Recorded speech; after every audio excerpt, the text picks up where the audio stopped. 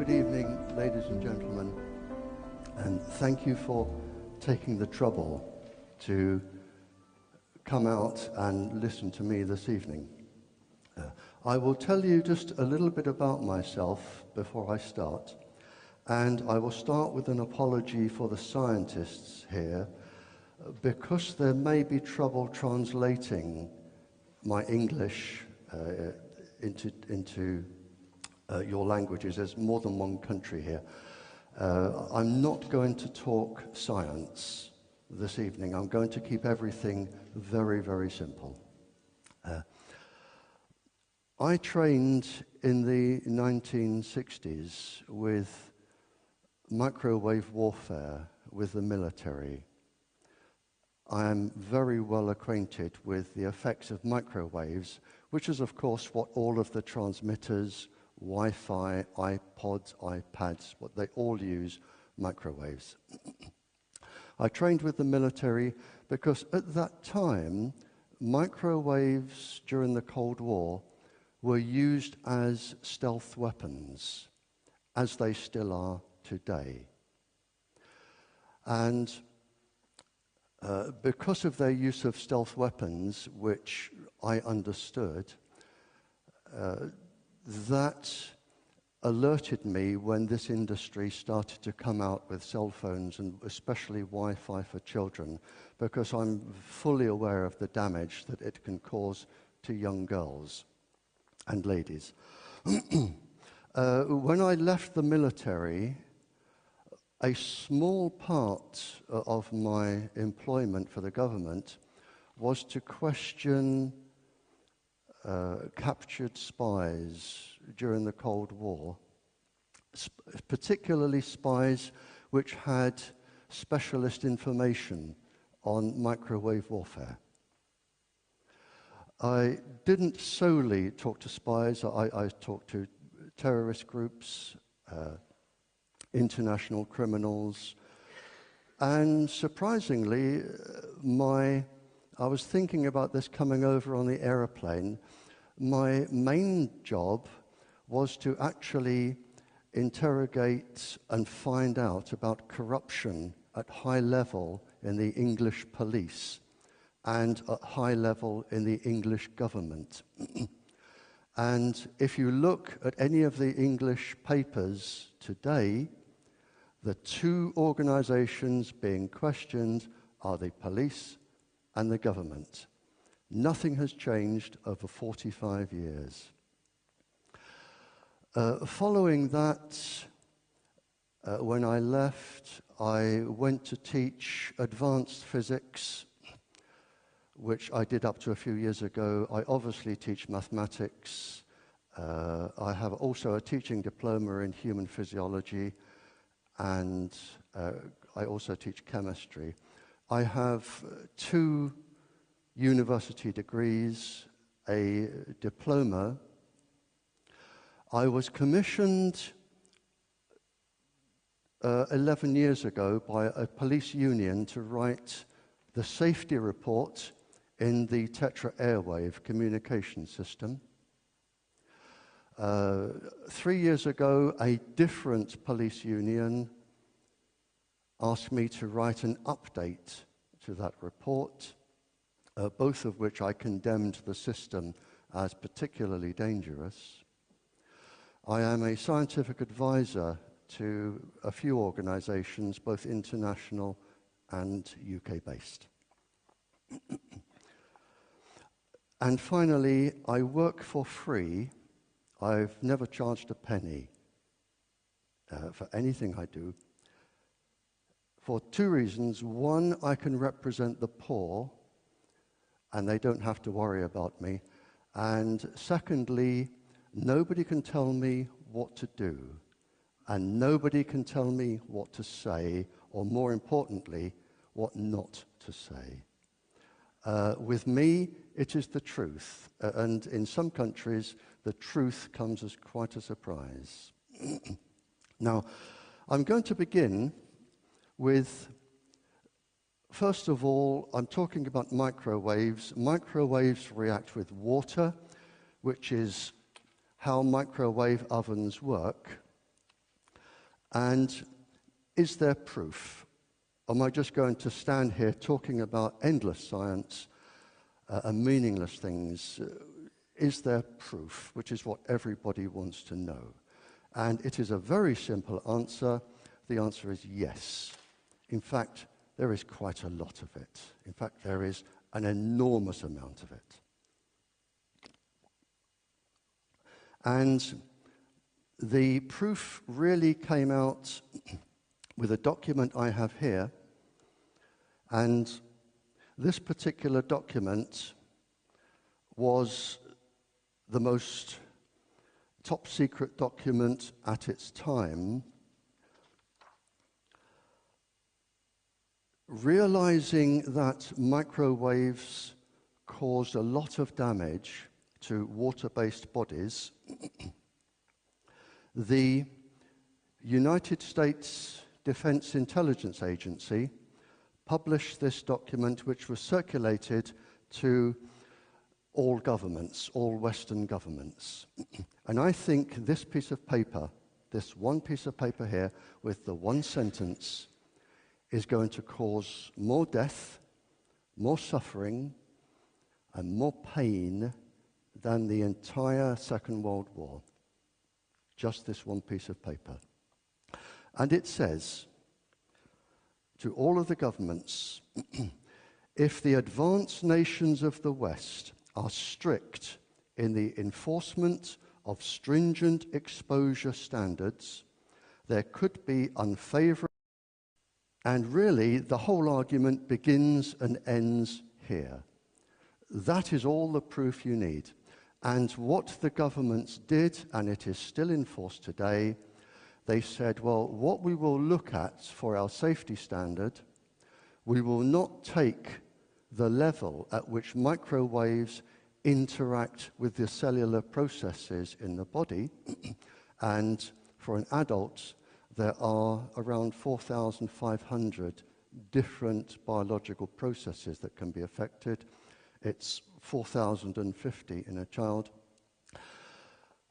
They said, we won't look at that level.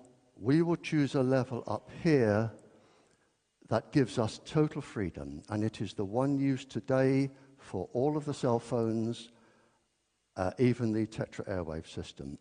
And it is 6 minutes of warming. That's it. The total safety level is 6 minutes of heating. In other words, if you don't feel too warm in 6 minutes, then it's okay. And that's it. And this is why we have all of this trouble. And it is why country after country are now finding they have leukemia clusters, cancer clusters, all sorts of problems going on that I will discuss over this and the following lecture after the break. But it's this one piece of paper that triggered everything off. The program, after this was put out, it is called, by governments, it is called active denial. In other words, they deny everything. Now, leading up to this, and this takes some believing, to reach this stage, there were lots of experiments on lots of people without their knowledge. In just 40 years, and this is documented, in 40 years, 500,000 people were tested without their knowledge, many to the point of death. They chose military personnel because military personnel are fit, they're active, and they make good case studies. They chose students, psychiatric patients, the poor, children over the age of 4, pregnant women, Muslims, and Catholics. I won't go into why those groups were chosen at this point, but they were on the list, and of course anybody else that they decided to experiment on. In 1986, at a top-secret conference, a US weapons center, a gentleman made a speech, and he said, concerning the microwaves, he said, "We can change the behavior of cells, tissue, whole organisms, have a 6 times higher fetus mortality, cause birth defects, and induce cancer in human cells." That is the result of their research. Again, in a top-secret course between 2001 and 2007, course number 11, students, these would be scientists, will be familiar with current knowledge. That is, cancer, memory, brain function, damage to the eye, skin, and birth defects can be caused by this radiation. And that is borne out in this document, the one I said is most dangerous, because apart from the top line here, all of the rest of this are illnesses which you can expect to get if you are exposed to radiation. And it says here, exposed to microwave radiation below thermal effects. In other words, below the safety level. And then they list all of the psychiatric problems and all of the physical problems. Some of them they describe as severe neuropathological symptoms. So that is why we are in this mess. A few more bits of paper here. This is a top secret document, or it was till I got hold of it. Biological effects on health hazards, microwave irradiation. And again, they say here, they specifically say here, this is, I'm getting into trouble here, aren't I? They specifically say here, this is radio frequency microwave irradiation. And they have, this particular document was 350 pages. Similarly, the Naval Medical Research Institute, a very highly regarded research laboratory service, again United States, they talk about altered menstrual activity for ladies and a lot of fetal development problems. And they say here it is attributed to microwave and radio frequency radiation.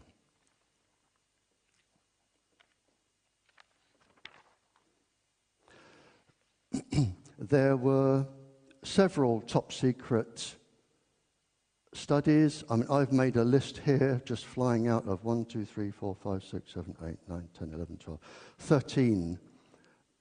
And some of them used hundreds and thousands of people. And this one here is the National Security Advisors. And with one of them, they were taken to court. The government were taken to court, and this was MK Ultra, the top secret. Usually, the microwave ones begin with the letters MK. And it says, although the shocking details of medical ethics abuses by the US and Canadian governments were amply detailed, Washington and Canada, citing national security and government privilege, stalled for so long that cases never came to trial. The surviving victims settled for a pittance out of court. In fact, it took 50 years to get that to court, and 50 years is about the standard time that governments try to stall you for. An experiment I know of that was carried out in England, the survivors only reached court a few years ago, that was 50 years on, and only last week on our news, thalidomide, which again was an experiment for pregnant ladies, only last week the government scientists and the industry apologized, 50 years on.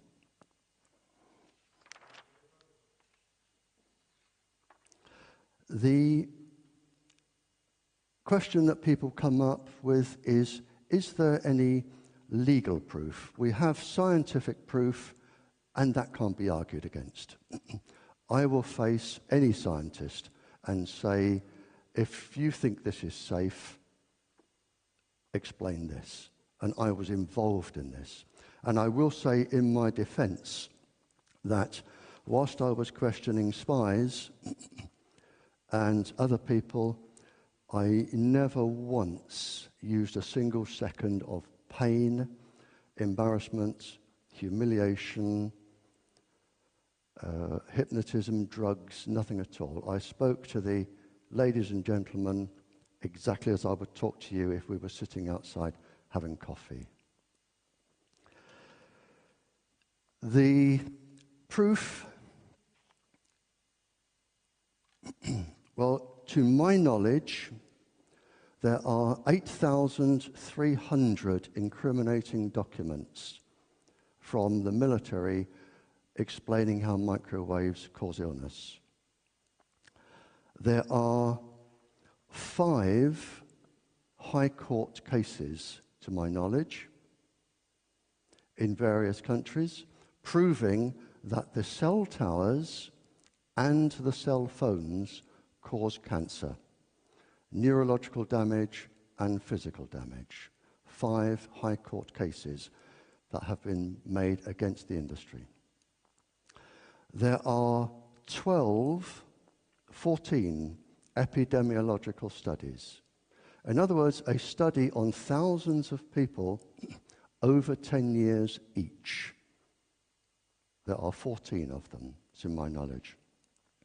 And there are 23 now legal judgments which are not high court, where a magistrate or a mayor or somebody has intervened and ordered a transmitter to be turned off or taken down or moved.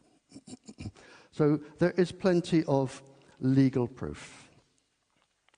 And I have some of the court numbers and some of the court details with me. The Council of Europe,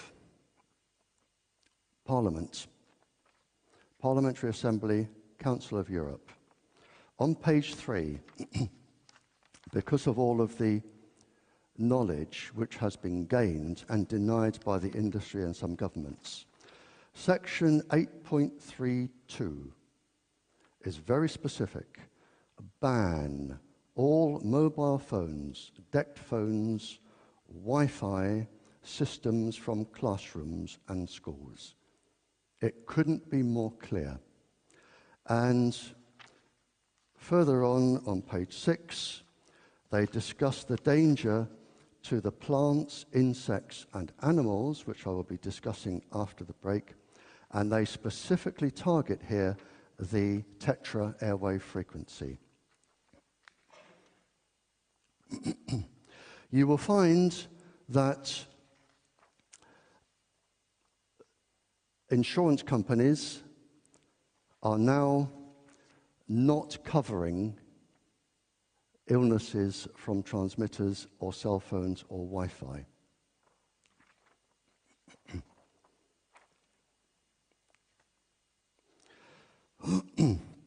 Now, many people, when they buy all of these gadgets for their children, they don't actually look at the small print at the back. I do. And for instance, the Apple, the iPhone, it says it should be kept at least 15 millimeters away from the body. Now, that's because it isn't safe. There is no other reason why you should keep it 15 millimeters from your body. But what happens if you're holding it? Because you're touching it. And it isn't just the microwaves leaving it coming through you. They will go into your arm, and they go into your body, and they travel through your body, and they are grounded like an electric current, because it is an electric current. And this is why, as I will come to, pregnant women are advised never to come into contact with microwaves. So they say 15 millimeters from the body. It says here in another guidebook, a few animal studies, however, have suggested that low level of microwave radiation can cause the development of cancer in laboratory animals. So if you take them to court, you don't have a leg to stand on, because they will say, look at the small print, we've said it can cause cancer, and you chose to use it. Similarly, another one here, it says, now customers, when they buy these new gadgets, you agree not to sue the cell phone manufacturer for any bodily damages or harm, or take part in any class action lawsuit. That's an industry protecting itself. Now, this is a document here which the industry do not want you to know about. In America, in New York, you have to notify a body. If you are an industry, you must notify this body so that the shareholders can read about any lawsuits facing your industry. Because if you go to court and the industry is found guilty, you lose your shares. So in New York, the industry has to notify if there are any legal claims against it. And there are pages here, double-sided, of mobile manufacturers who are facing class actions. It's tucked away in the back. It took an awful lot of finding, but it's there. And a class action is when lots of people band together, usually with one lawyer, because they're all fighting the same case. And there are pages here of class actions.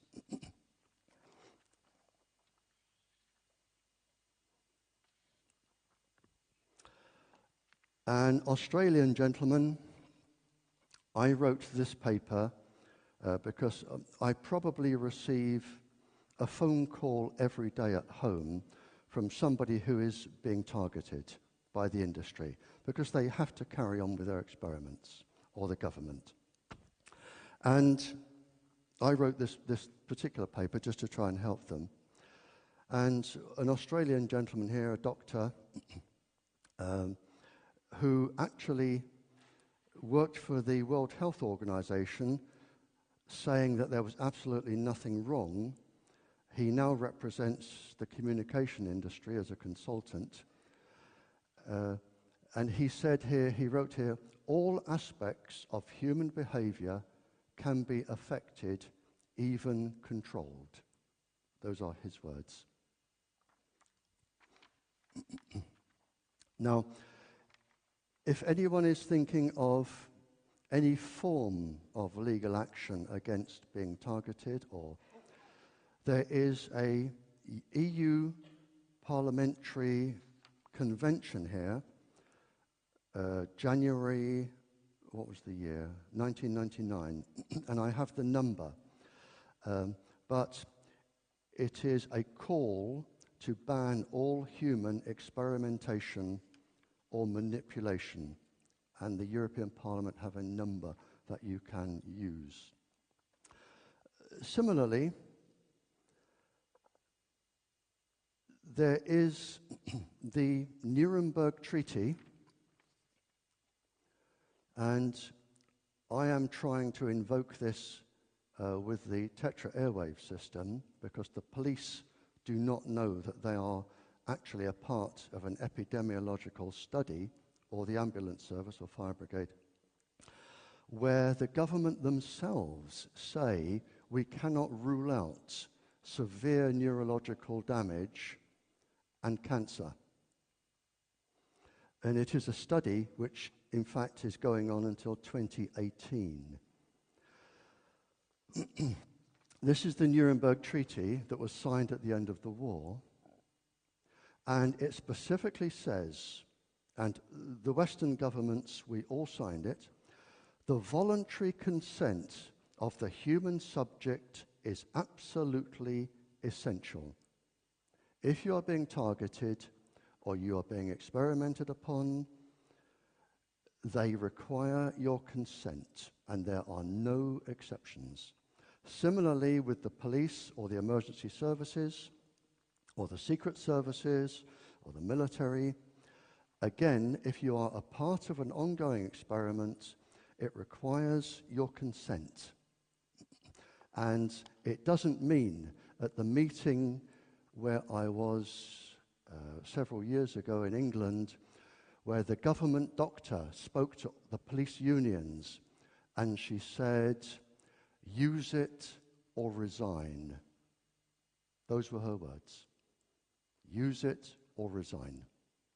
And if they chose to keep their jobs, as many people would, because they have families and they have commitments,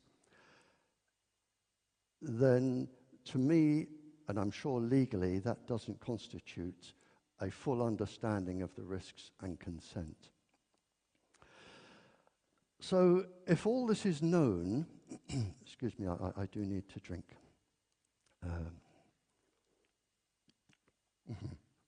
If I spilt that on that, I'd electrocute myself, wouldn't I?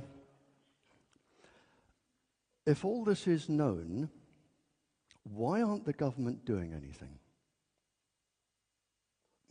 If they know how dangerous it is, they know the effects, why are they not doing something about it? Well, the first answer, of course, is the most simple one, which is money, lots of it, for specific people. Not for your country, but for specific people.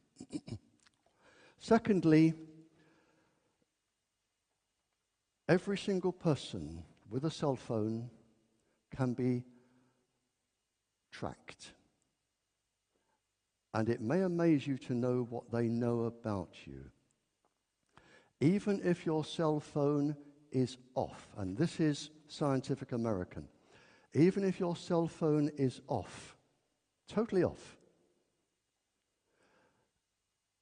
it can still be tracked. Everywhere you go can be tracked. If you have one of those camera things, they can see through it. It can be activated. They can hear everything you're saying, even if it's off. And when I say this to financial people, bankers or lawyers or doctors, and I say, if you're sitting in your surgery and your cell phone is down there and it's turned off, somebody can still be listening to every single personal item of your conversation without your knowledge. And it's not just your government. I'm sorry.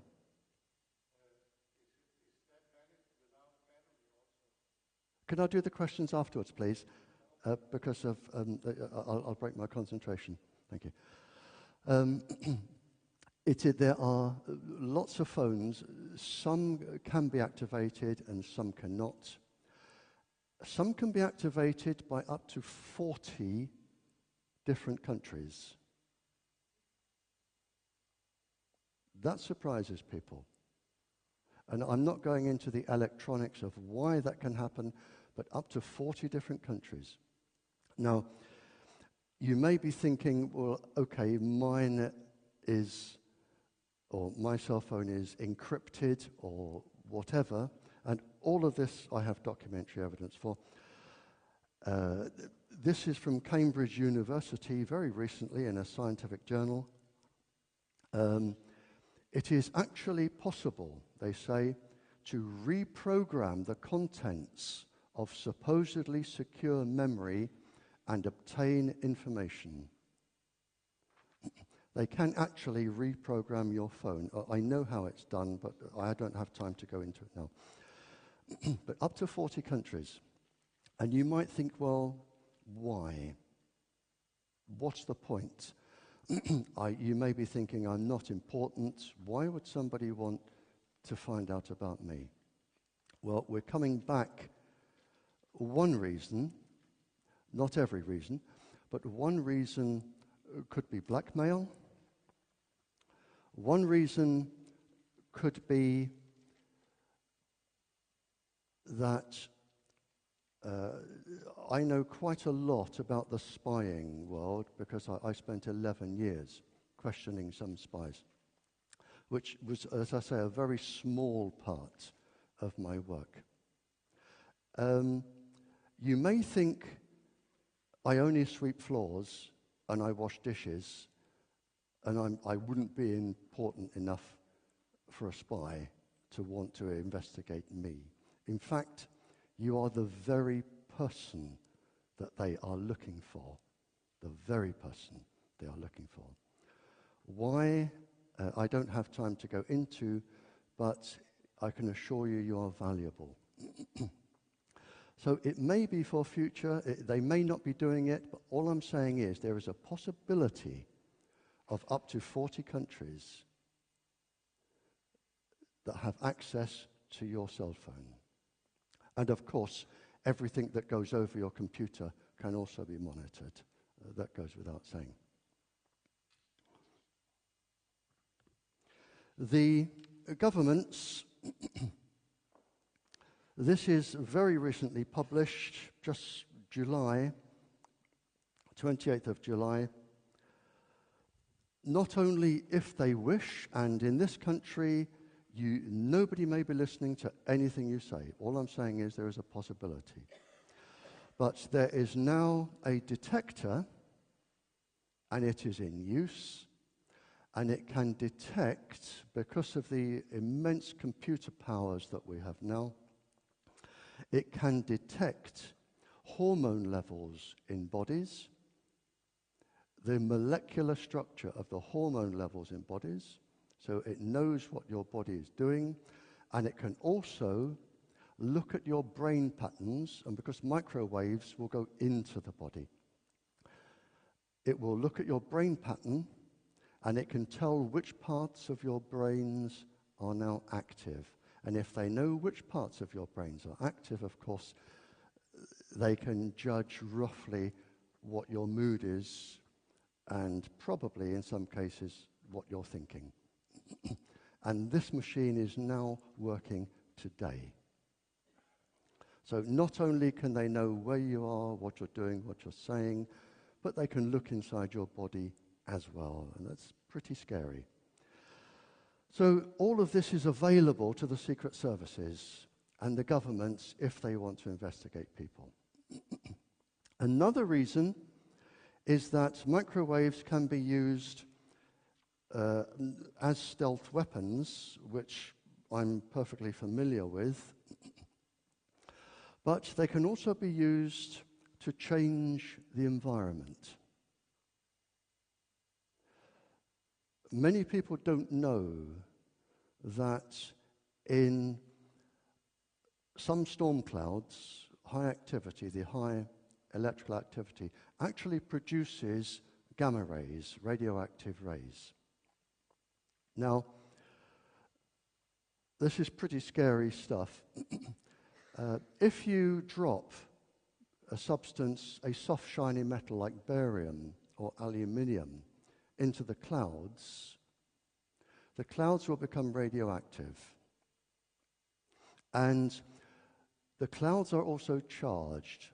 And if you beam microwaves at the clouds, it is possible to physically change the weather.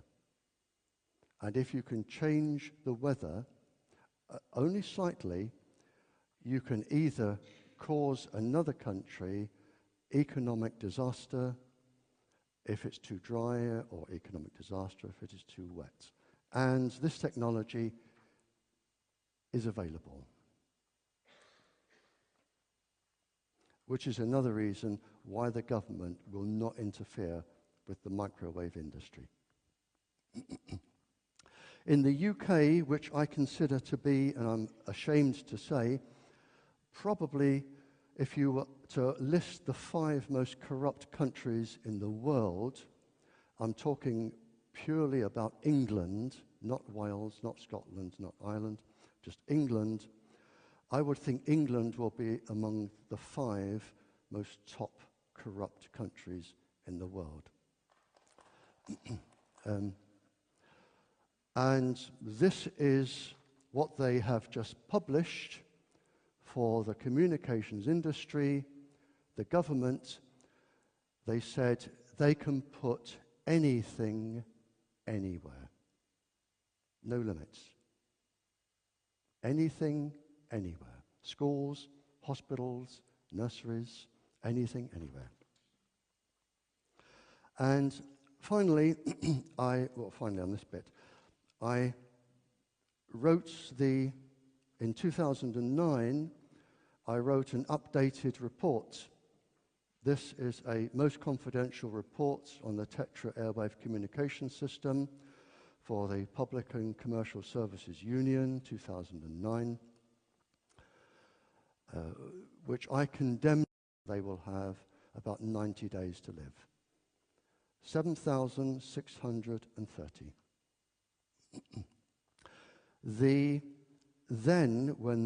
Before I wrote this, Sir William Stewart, chief government scientist, he actually found that the Tetra frequency released calcium ions from brain tissue. In other words, it can cause severe neurological disorder and cause cancer.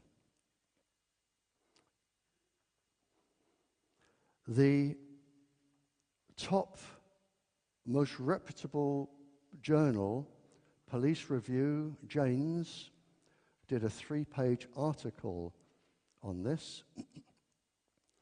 So it's not me standing here just making this up, and they won't print a word unless they check it and double check it, and they did a 3-page article. And finally in this section, or nearly finally, finally in this section, I'm going to be very careful what I say here, because this is a High Court legal case, and it is still rolling on about Tetra. I was asked to send legal people scientific evidence to do with Tetra.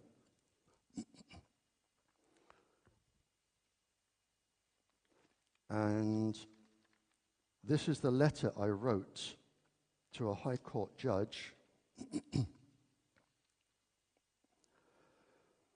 where, when officers are on duty,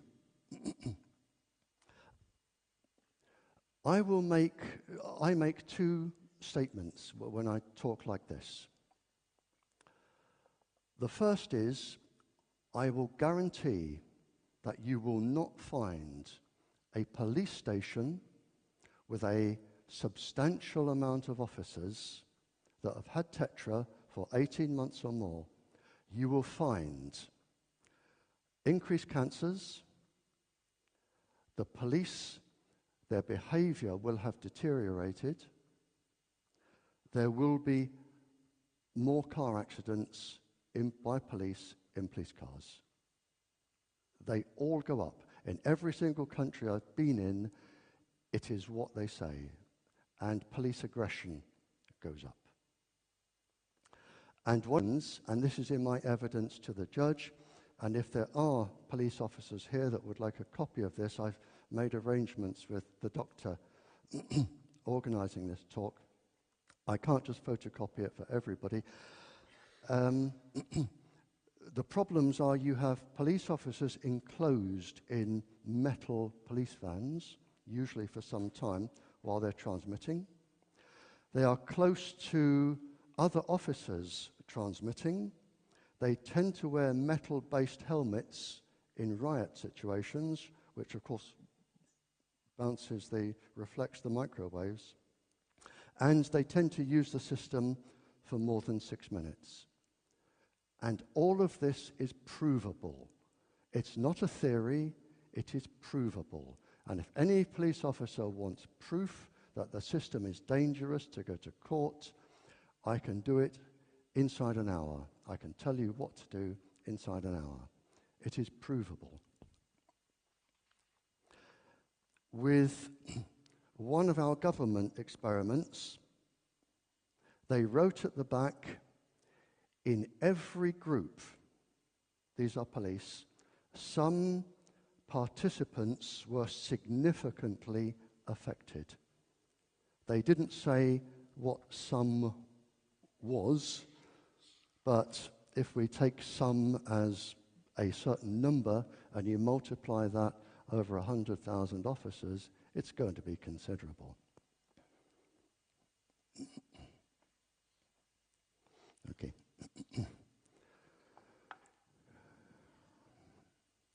I'm going to cover one more section and then we'll stop for break. We're okay on time here. I had a phone call from a lady a few years ago, and she spoke for about an hour and a quarter. I just answered the phone. She said, "Mr. Trower, yes," and she spoke for an hour and a quarter. You're going to have to forgive me. I have a little bit of trouble talking about this. I'll get through it. This is her phone number.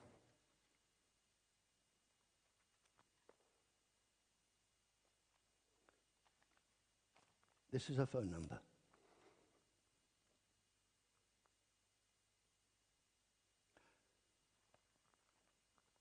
She said, "My daughter has just had her 12th birthday. I am holding her hand. She is dead. She was number 12 to die since the transmitter went up in the playground. And she spoke for 2.25 hours. There was nothing I could do or say." Now, you may think that one person phoning up doesn't mean that the industry is to blame. And that is true enough. But when we looked into this, it was one school with another 200 that had cancer clusters with transmitters in the playgrounds. 200. Now, why children are specifically at risk, and I'm going to deal, please forgive me for that, I'm going to deal at length with Wi-Fi. This is my main concern. There are 5 reasons why children are most at risk. First of all, I'll just have a drink if you forgive me. I'm doing well today. Sometimes I can't get through that bit. There is no known safety level of microwave irradiation anywhere in the world published for a child.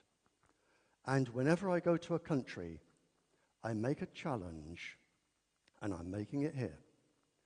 I will face any government scientist, any industry scientist, live on television, and I will say to them, what is the safe level of microwave irradiation for a child? And when I speak in schools and to governments and royalty and other people I talk to, I say, what is the safe level? Because if you can't tell me, why are you putting Wi-Fi in schools? A single day of a child in front of Wi-Fi in a school is a day too long. And I will come to why in a second. Now, with children, there is no known safe level anywhere published in the world. Would you give a drug to a child if there was no known safe level? Would you guess? No, of course you wouldn't. In children, the blood-brain barrier, which is a barrier around the brain, is also around the thorax, the chest, and it also covers a part of the gut. It's like a fishing net. And in children, it takes 18 months to develop from birth. It is published and it is known that microwaves destroy the blood-brain barrier. Now, what that means is that as the child is in the womb and as the child is growing up, toxins from inside the body can go into the brain and cause damage. And essential chemicals inside the brain can come out and deprive the brain of what it needs. Now, Dr. Christine Ackermann, I think she's German, she will forgive me if she isn't, and another doctor have written on this extensively, and they have both said this can lead to autism and other neurological illnesses in children. The nervous system inside a child, the electrical cables, if you like, they have 122 layers to protect them from neurological damage. And they take 22 years to complete. A child doesn't have the full system until the child is 22 years old. They are laid down by a system known as protein synthesis. And protein synthesis is destroyed by microwave irradiation.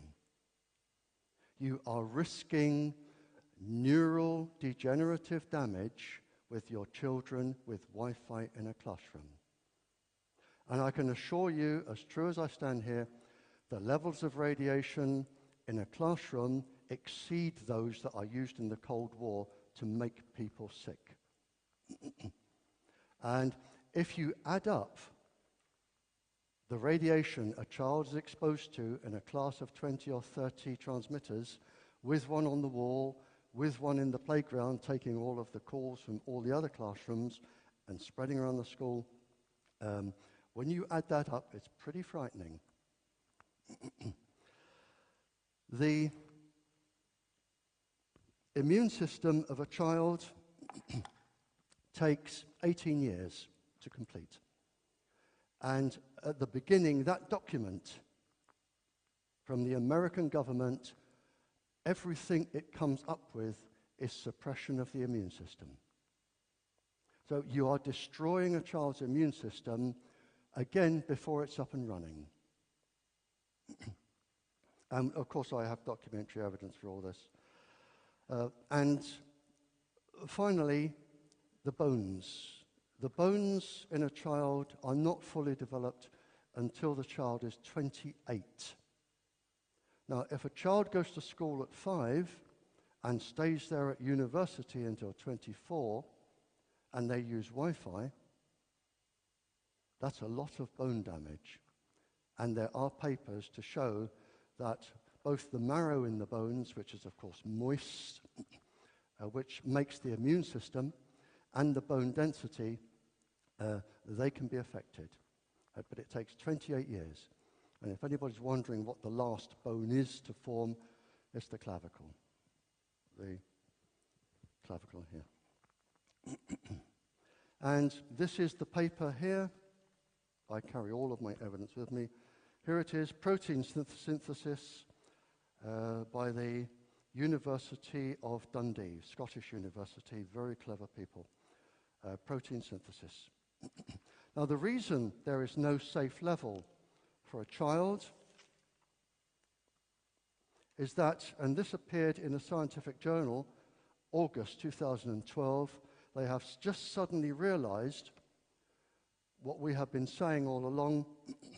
Children are not small adults. You don't look at an adult dose and scale it down for a child. That is wrong. They are immensely complex beings, immensely complex.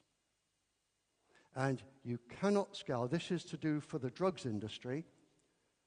This is a warning for the drugs industry that where they're putting adult dose, child dose, the child dose is wrong. It is a guess. But for microwave, there is no child safe level anyway. And children absorb, as it happens, more radiation than adults because they're smaller. And the smaller you are, the more you are to the size of the aerial, and the more you will resonate with the microwaves. If there is any doubt, there are 17 pages here of university-published papers explaining how fertility and reproductive organs in ladies are damaged by microwaves. 17 pages of just university experiments. So there can be no doubt.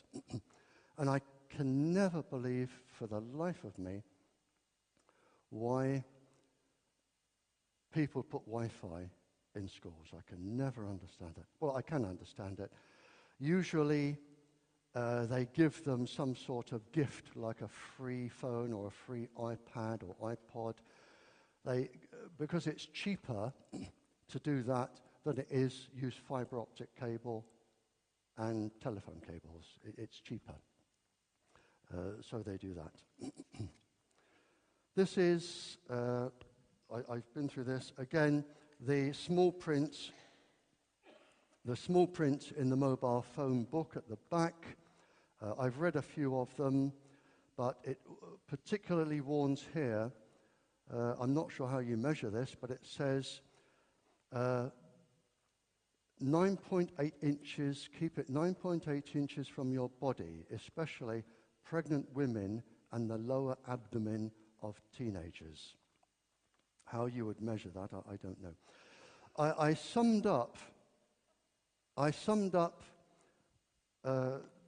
quite a few hundred research papers, and I'm going to leave the doctor with a copy of this if anybody wants it. If you do, I suggest you photocopy it in color because it highlights different areas.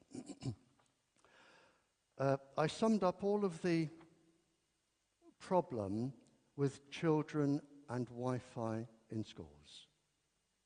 And I broke it into what I call a cartoon. And in fact, it's actually having quite an impact around the world. It is on the internet, but I will leave a copy here. But basically, I'll just have a little sip.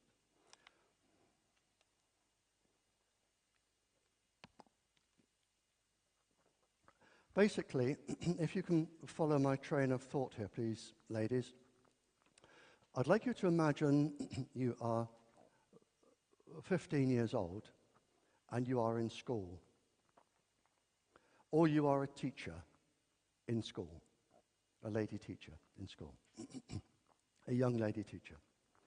You have around 400,000 eggs or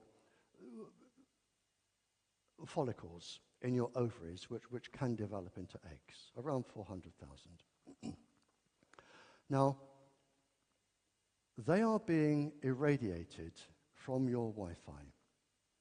And what a lot of scientists fail to read is that this particular DNA inside the follicles or the eggs suffers 10 times more damage from radiation than any other DNA in the body.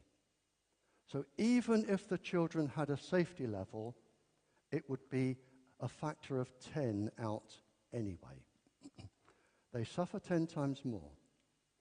And this particular DNA, the mitochondrial DNA, is irreparable. If a child goes into school tomorrow and that particular part of the DNA is damaged, then what I'm going to say now is quite shocking. You are a schoolgirl or a teacher. Your DNA is being irradiated with microwaves, and that is published. So you could have damaged DNA. If you have a child, that child can be born or could be born with a genetic abnormality. But because it is irreparable, that child's child will also carry that same genetic disorder. And her child will carry the same disorder, and so on, until there are no more females in that line. The schoolgirl today, or the teacher today, is not harming herself, she is harming her generations. And that is published. But it gets worse. And this is why I fight to try and get this stopped in countries. And in some I am successful. It gets worse. And if you want me to talk to your schools, I'll come back. I work for free, I'll come back. Imagine now you are...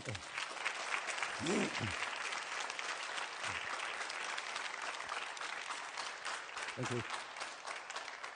Imagine you are the schoolgirl who is now 18, and I've taught 18-year-olds advanced physics, or you are the teacher, and imagine you are pregnant. And if you only get to ask one question of a scientist, this is the one to ask. You are now 18, or the teacher, and you are pregnant.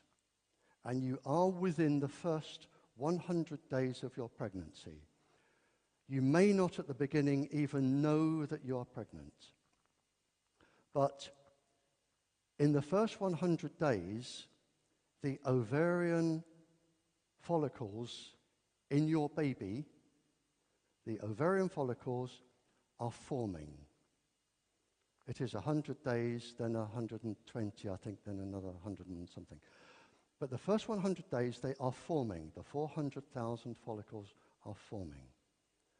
They have absolutely no protection against microwaves. None. Not a single bit. The areas in the cells, for the scientists, the protein 53, the nuclear core complex that fights against radiation, they are non-existent. And my question for any scientist is, what is the safe level of microwave irradiation for the first 100 days of an embryo? And if you can tell me, I will be very, very happy, because I can retire and go home and look after my wife and walk my dog. But there isn't one. So, in fact, the schoolgirl today, whose ovaries are already being irradiated, she has a risk. But when she becomes pregnant, there is her risk on the child already, plus the risk of the ovarian follicles having further damage. So the main damage is going to come out in the grandchild. And that is already established, because there are mammalian species that do not take 18, 20 years to have children. And that is already known. So my message today is, please rethink your Wi-Fi, because we can avoid all of this. We can avoid the whole lot There is a simple solution to this and most other problems. All you want is a piece of wire about that long. That's it. A piece of wire about that long. Either fiber optic cable or telephone cable, doesn't matter. They both work.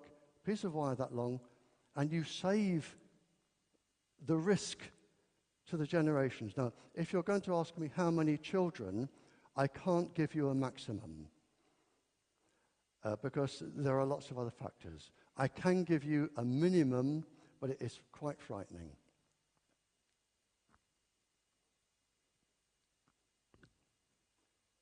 The mobile industry themselves have covered their backs. This is a document published by the Mobile Manufacturers Forum, the industry. And they have listed problems from scientific research to do with, and I'll stick on the topic, embryos, testes in boys, fetus in girls, sperm in boys. They have listed problems in Belgium, China, Egypt, France, Italy, Malaysia, Nigeria, Pakistan, Poland, Slovak Republic, Switzerland, Turkey, Ukraine, Venezuela. So it's pretty widespread. Now, even if you're sitting there thinking this bloke's totally mad, he should be locked up, and he's making all this up. Okay, I'll go along with that. There is one organization that isn't mad, and I have the utmost respect for the people who represent it, again free of charge, and the work they do, and it is UNICEF, the children's charity UNICEF.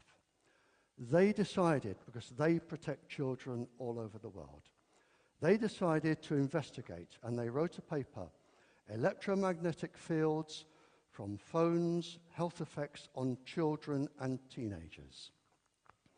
They looked into it themselves, and they published their paper.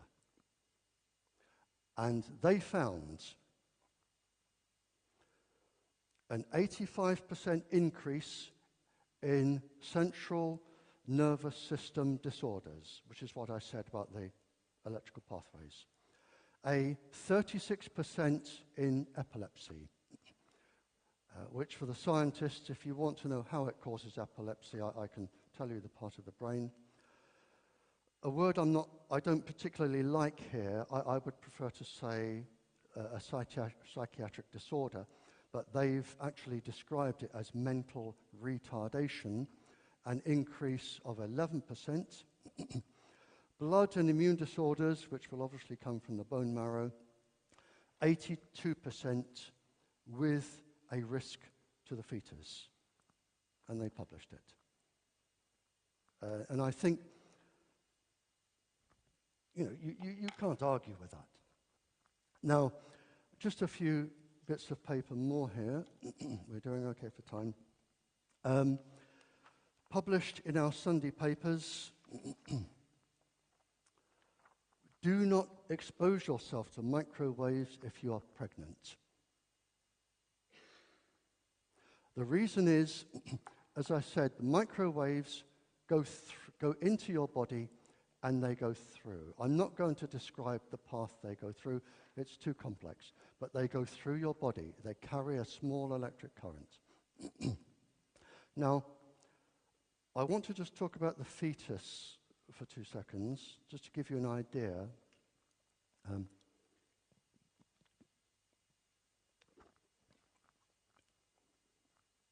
If you think of the brain of a fetus inside the uterus of a pregnant lady, I'm just going to talk about the electrical connections there for 2 seconds to give you an idea of where I'm coming from. Imagine that you go home tonight and you pick up your telephone book and you dial every single person in that book by pushing a button all at once. Now imagine you have a telephone book for every single person in the world, in every country. And you push a button and you can dial every single person in the world in one go. That is the number of connections being made a second in the brain of a child in a uterus. Every second. And they are minuscule, minuscule electrical charges that are involved in all the intricate work. Minuscule. And if you're going to put through a massive, great electric current, it's not going to do the baby any good. And there are papers published that say it can interfere with the development of the brain later on in life.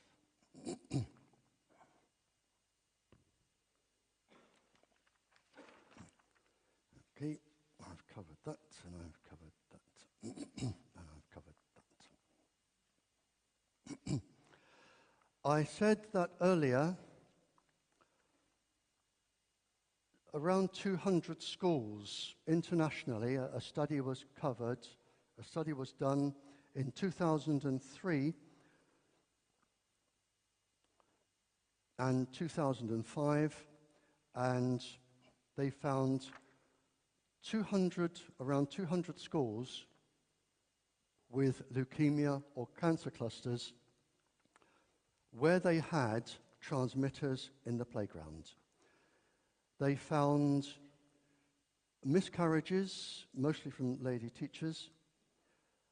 In fact, the miscarry rates, I know this from the Cold War because pregnant women were deliberately exposed to microwaves, and they found a 57.7% of the women had miscarriages.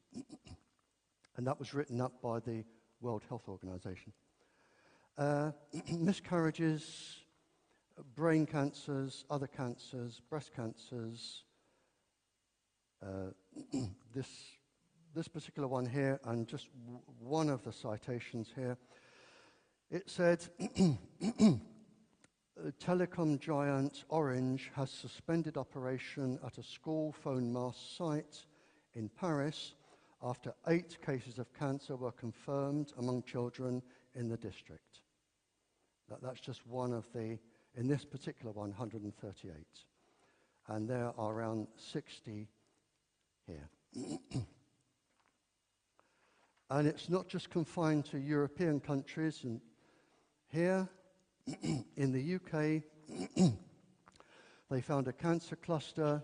This was brought up in Parliament, the English Parliament, a cancer cluster of children around a Tetra mast. And here, this is the MP speaking, they found 11 children under 11 with leukemia and 7 adults with cancer around a transmitter.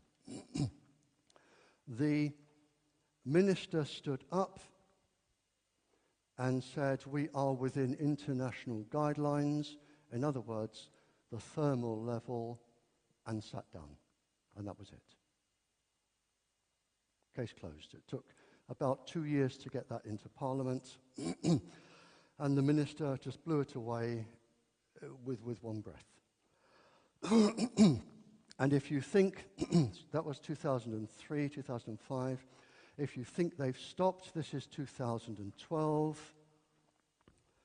Cancer cluster around school mast.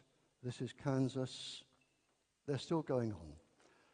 In fact, they're becoming commonplace, and people have stopped actually just publishing them, which is just amazing for me.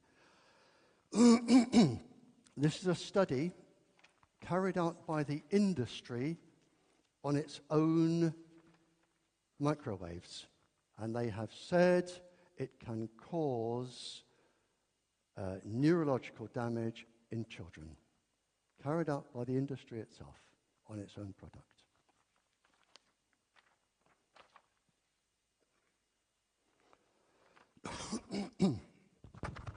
Okay. Now, one of the saddest areas of this, I gave a talk in Wales Several years ago, I was asked to go and talk to the council. Am I still sounding all right there? I was asked. Well, my earrings are falling off. There we are. I was asked to go and give a talk to the council on putting up transmitters in Wales. And I drove into Wales and I looked at all the mountains. And I said to the council, and I hate being right, I said to the council, whatever you do, do not put up transmitters in this area. There are too many hills. The microwaves will reflect and it will have a devastating effect on the children. And one of the most common effects on children is depression and suicidal tendencies. And lo and behold, I was ignored. The industry spokesperson said I'm talking a lot of rubbish. They put the transmitters up and they had the biggest suicide rate in Wales ever in its history. And this isn't a one-off. There are quite a lot of suicide studies, quite a lot, pages of them, from microwave irradiation. One of the first symptoms for adults and children is depression, then severe depression. In fact, one of the studies here, I spoke of 14 epidemiological studies, and one of the studies here was actually carried out by the industry itself. And its conclusion was, if you are near a transmitter, it can cause the cancer initiators and cancer promoters in the body to become active.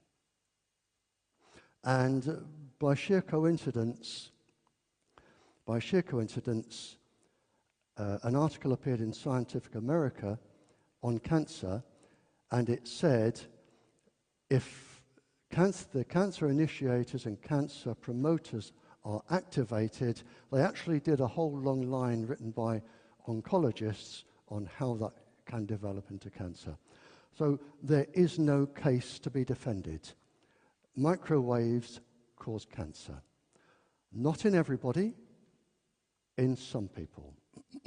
And the question is usually, how many people? And the answer is, well, I don't know. There is, when you do any study, because the industry are very quick to come back, and they will say, we have hundreds, if not thousands, of studies that show microwaves to be safe. And my reply is, you're supposed to. You're supposed to find some studies where things are safe. It's called, mathematically, a distribution curve. And I will explain it just so people can understand. If I could have a thought experiment and I could go to Charles de Gaulle Airport in Paris now, which is an enormously busy place, and I could pick every single person up from child to my age in the airport and subject them to an experiment for 10 years. And my experiment would be they had to drink 2 pints of beer a day and smoke 10 cigarettes. You would have a distribution curve. Some people would be ill straight away. Some people would take a little time to be ill. Some people would say, this is great, Barrie, can you double the dose? I'm really enjoying this. And other people would develop symptoms 5 years, 10 years, 15 years down the line. It is a typical Bell distribution curve that you will have if you study trees, fish, study anything, you will always get the same bell-shaped curve. This is why the industry are keen to say, we did this and there was no ill effect. And if we did it on people smoking, some would have no effect and some would die and some, you always have that distribution curve.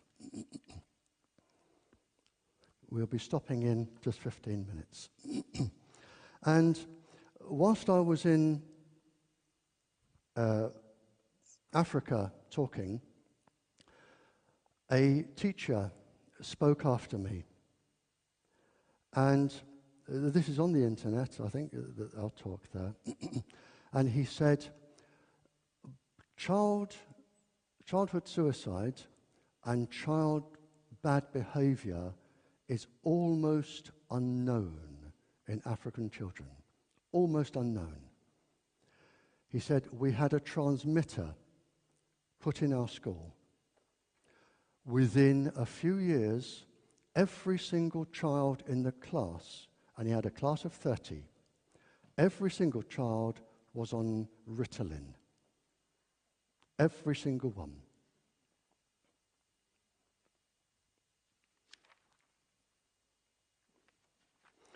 Okay, right. We're going through these. We've got around 10, 15 minutes. I'm just turning over here things I've already said that other countries have confirmed. And I needn't go on about these. Right.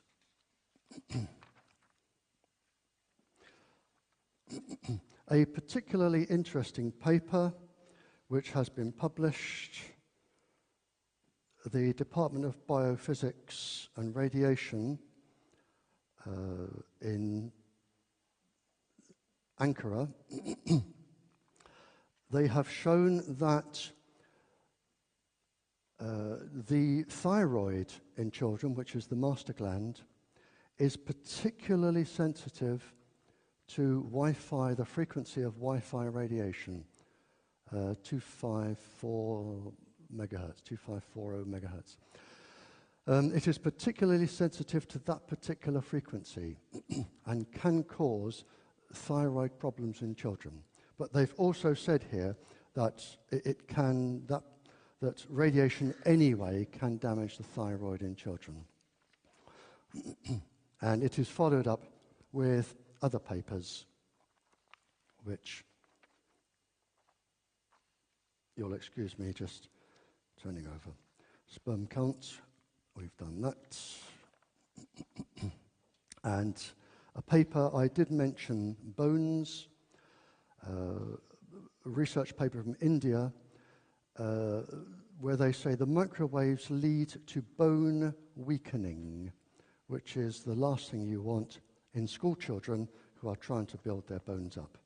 Now, to give you an idea of some of the papers, I'm involved in a legal case in the United States where a lovely, delightful young lady, an 11-year-old, I think she's 11 or 12-year-old girl, doesn't want to sit in front of a Wi-Fi set in school.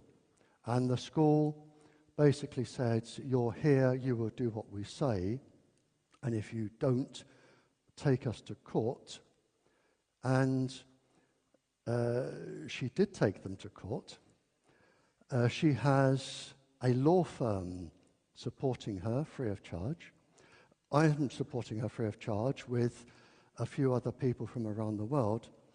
And to give you an idea of the scale of papers, one of the lawyers representing the girl, and the case isn't over, one of the lawyers representing the girl has highlighted 5,000 papers to support her. 5,000. Now, that is some pool of knowledge. 5,000 papers, which has been submitted in evidence. Now, it is possible to have transmitters taken down. And I'm going to talk about this and then we'll probably stop for a break. In some of the countries I've been to, they say, well, this transmitter went up, the industry spokesperson came up, and it's usually the same thing. They say, these are radio waves. We fully comply with the ICNIRP certificate, the International Certificate for Non-Ionizing Radiation Protection. We're well within the safety limit. There's no worries about this, Governor. We'll put it up there, sign here, and we'll give you the money. And the transmitter goes up, and in one particular country, within 18 months, people had to start leaving because of the cancers and the leukemias and the illnesses. And I was asked if I would go and represent them. It was a township in Africa. I worked for free, the barrister worked for free, and we took on the industry. And we found, and this may be here, if you want a transmitter taken down in school, or near a school, or near your house, this worked. And it's worked, as far as I know, 3 times. The industry say we comply with the ICNIRP guidelines, the International Certificate Guidelines. That is not true. It is not true if they haven't followed them. And I have been as far as Australia speaking, and all the way back again, and I have yet to find one person, not one person in the world that has read them, especially decision makers. And my first question to the decision makers is, have you read them? No. Well, I have. And here, and this is your legal argument if you want something taken down, because I guarantee they would not have done this, and the transmitters would have been put up illegally. And I'm not a lawyer, this is a lawyer's argument, but if they have lied or not told you the truth, what I'm saying is you may have a case in law to have it taken down. This is the International Certificate, and I have read it, and here on page 545, it says, for example, children, the elderly, and some chronically ill people might have a lower tolerance for one or more forms of this radiation than the rest of the population. Separate guideline levels may be necessary. So what they should have done, if they followed these, is knock on every door, found out who lives there, how sick you are, how old you are, how young you are. They should have documented everybody within the radius of the transmitter, and that should be able to be produced in court. If they haven't done it, they have not complied with the international certificate. Not complied. It gets better. I don't half cause trouble, I can tell you now. I'm really not liked anywhere. It says here, and this is the main one, it says here, in practice, it says, decision makers should review current scientific literature and determine an appropriate reduction factor for known illnesses from radiation. In other words, they should show evidence of reading current scientific literature, and they should say, right, this paper says this level is dangerous, this paper says this is dangerous. We will set our safety level for the school or the hospital or the nursing home or whatever here. And that requires scientific evidence and explanation. And it is movable. If another paper is published, it goes down. What they normally do is there's a big scaffold thing, and the transmitter goes bonk, and then a few months later, bonk, bonk, bonk, some more, and then a year later, dong, dong, dong, dong, dong, and before you know where you are, it looks like Jodrell Bank or a space station, and there is no limit on what is coming out. But they have not agreed. If they say to you, we have abided by the international certificate, they must be able to produce this. And if they can't, then they have not told the truth. And I don't know anything about law, but I have known 3 cases where transmitters have been taken down because if they went to court, they would have lost. This is the international certificate scientific paper.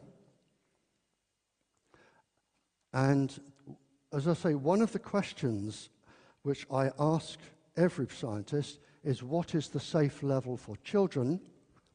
And they actually openly admit. This was published in 2009. And the International Commission say, another gap in research is children. No study population to date has included children. They might be particularly susceptible to harmful effects. They are likely to accumulate many years of exposure during their lives. Now, if that's what they're saying, there is no safe level for a child which is known. That's it. And if there is no safe level, why is Wi-Fi in schools? If there is no safe level. Now, this is a study. It is a study on children without your consent. And that's important. That is legal. They started studying children in 2009.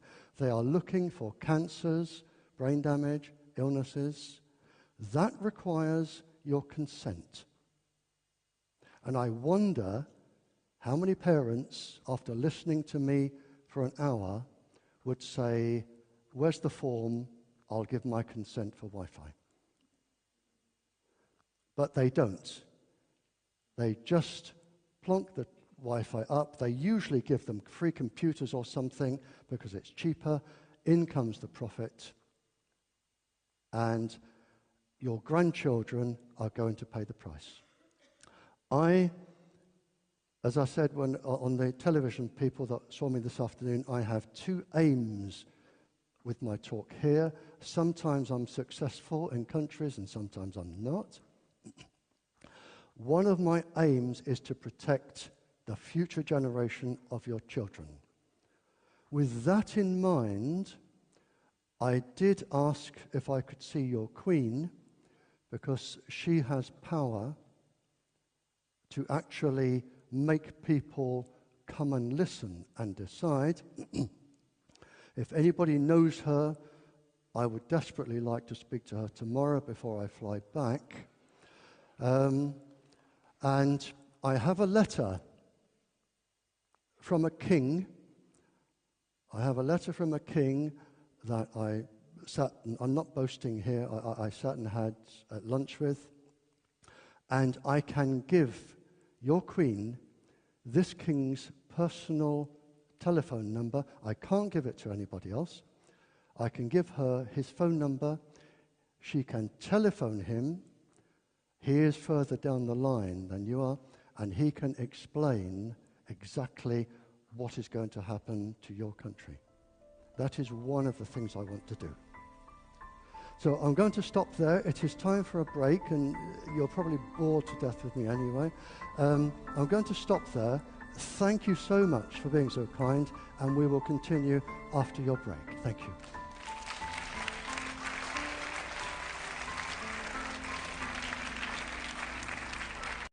I just want to say 3 things before I start. I have a correction to make, and I'm terribly sorry. I said that the Council of Europe wrote ban all mobiles, all Wi-Fi from school. That was the case when I got the paper. A legal person here has updated me and said it now reads a wired system is preferred. My question would be why? Why a wired system would be preferred. But legally, that is important, and I thank the gentleman for pointing that out. Another gentleman said you can take the batteries, and he's very expert on electronics. You can take the batteries out of your phone, and they can't track you. That is true, unless, and these 2 gentlemen, and another gentleman I've just been talking to here, there's some very, very clever people here, who understands ground currents, and that is an immensely difficult topic. I can't talk about ground currents. It's an immensely difficult topic. But while I'm not going to point these gentlemen out in case they don't wish to be identified, but if one school decides they're going to challenge Wi-Fi and have it taken out, maybe these gentlemen would offer the legal, the electronic, the physics know-how to argue for you in case of, for the school. It may be. And you only need one. And I've found out in countries, you only need one school to get Wi-Fi taken out. Because the mothers in the next school who know those mothers say, well, hang on, I know her and I trust her, and if they're worried about it, these are my children now here in this school. And you get the domino effect. And it starts to go quite quickly, and it's happening now in Canada. The gentleman who said you can take the batteries out, he is correct, but there is a system, I didn't go into it, there is a system called CELDAR. It was developed about 12 years ago.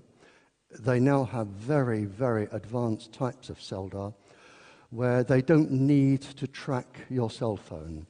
It works from cell towers. And the cell tower can beam a microwave through your house onto your body when you're sleeping.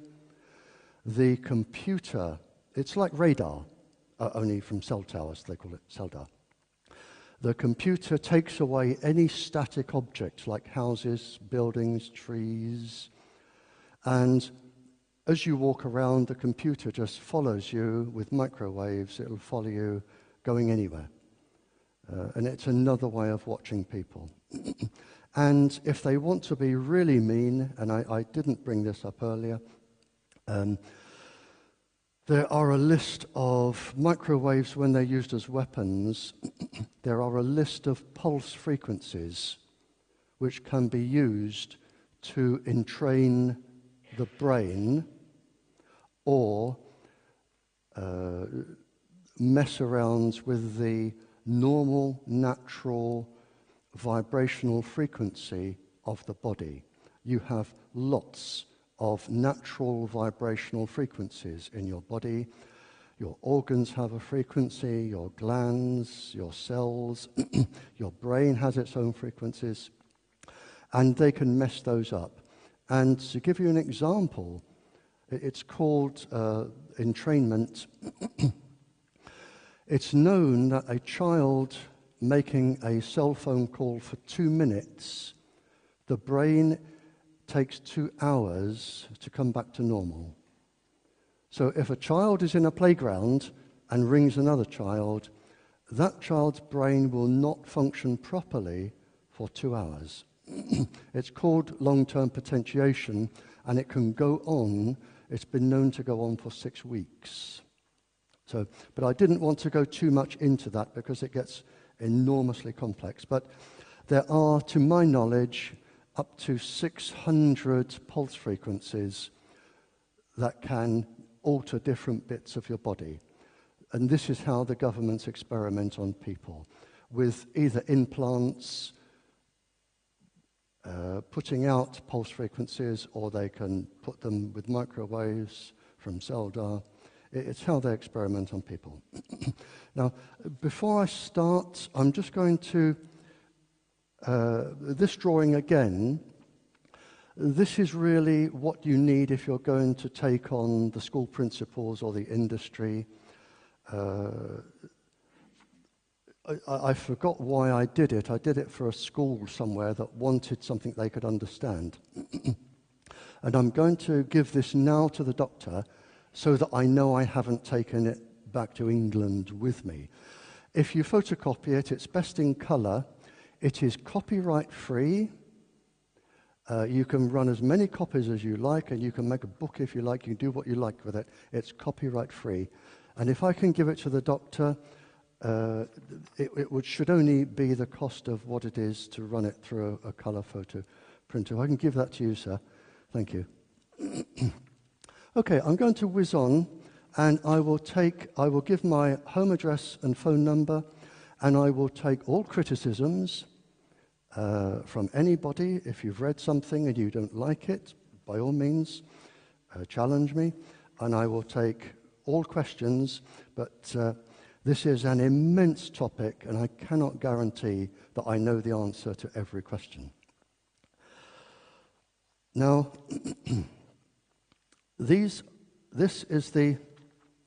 I'm going to talk about general cancers for adults, for us now, just for a little while. This is the breast of a lady. It is immensely cancerous, and she used to drive a lot. And whilst driving, she used to like to use her cell phone, and she used to tuck it into her bra. And this was the result. Now, one case obviously doesn't make this to be true. But there isn't just one case. There are 45 research papers here on breast tissue turning cancerous from low-level microwaves. 45. And if you think about it, ladies tend to carry cell phones in their bags, and they tend to have the bags over the shoulder. And the shoulder is leaning, or the bag is leaning against the breast. It is the nearest point of contact for the microwaves. One other thing which a professor told me when I was speaking in Canada, Professor Magda Havers, incredibly clever lady, she said that there is an experiment now, and it may be on this list, I can't remember.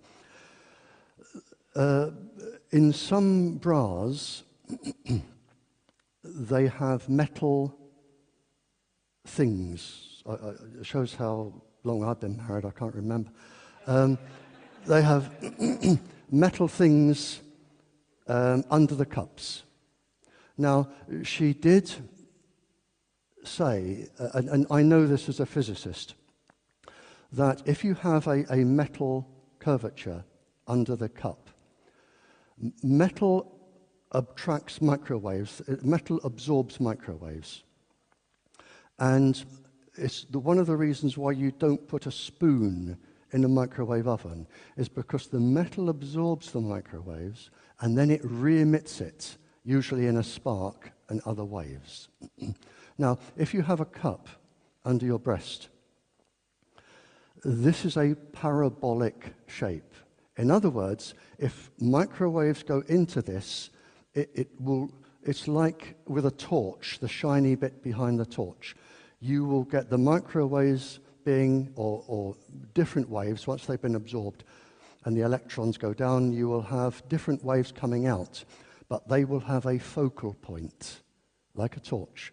And that focal point may only be a few hundred mammary cells big. And this may be the cause of the trouble. It's known that mammary cells do not like radiation. Why? I don't know, and I've never been able to talk to somebody who does, but there must be something about the mammary cells that do not like being irradiated. So, breast cancer, it seems to come up on all of the research papers when you start looking, and one of the first things to come out, you get breast cancers, miscarriages, that sort of thing. Now, I'm trying to adjust my watch for the time here. When the cell towers first went up, a very clever lady, and I've met her, a very clever lady who is a scientist in her own right, decided to do a simple survey around how many transmitters did she choose? Let's just have a look at this. 19. She did a simple survey in Devon, where I live in England, a simple survey around 19 transmitters of new cancers. She found 92 cases around 19 transmitters. The average age was 39, and they were of the breast, thyroid, bowel, and leukemia. The industry and the government said she was stupid and she was wrong, and it was nothing to worry about. But earlier I told you that there were 14 epidemiological studies, in other words, 10-year studies with thousands of people, and one of them, the industry found its own microwaves triggered the cancer promoters and cancer initiators. But there was an even better study, and it was carried out in Estonia.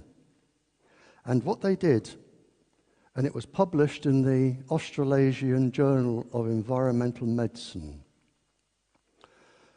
Before they put the towers in, the cell towers in, they studied the cancers of the whole population. Then they put the towers in and they waited. And they found that there was an increase in cancers, a steep increase in cancers, and they made the observation that women, and I'm not being sexist here, they found that women suffered more than men with cancers from the transmitters. In fact, I can tell you the order of illness when there are studies. It always starts with the embryo, the fetus, the infant, the child, the lady, then usually adolescents, sick people, and finally men. It's usually that order. But they found that the women suffered more than men. And it's not because women are weaker or anything like that. It is because they have immensely complex hormone systems, which are very easily disrupted by microwaves. That paper was followed up by another one here, by the Albert Einstein Avenue. This is the, I can't read French, I do apologize, Louis Pasteur in France. And it says here, women significantly more than men. Women suffer significantly more than men. So I'm sorry, ladies, but you're getting a bit of a raw deal listening to me here. There is further proof for adults. This is a paper, 2011, and the university here, it says they have a direct link to 4,924 cancer deaths from a particular radius around the transmitters. They studied the before and answer. This is in Brazil.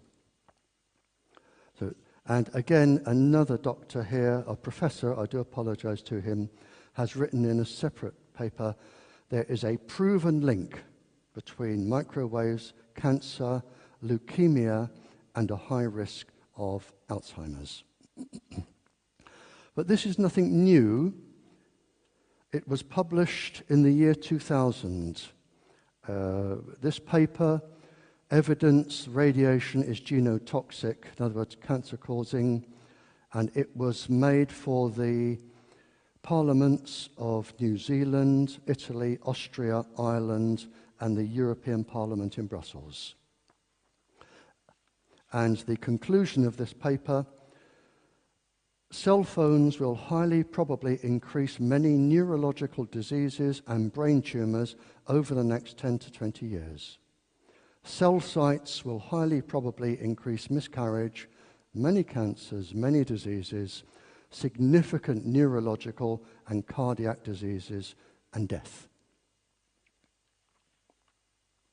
And a recent paper, cancer in the EU has now reached epidemic levels, which doesn't make good reading. And in some countries, they have now published a paper where, for the first time ever, cancers are now exceeding birth rates. One interesting thing for any of you who employ people and insist they carry a cell phone, this is the Italian court ruling of a man who proved he got a tumor in his head from his cell phone that he used for work. And the employer, according to the legal document I have, the employer was ordered to pay 60% of the compensation for the gentleman.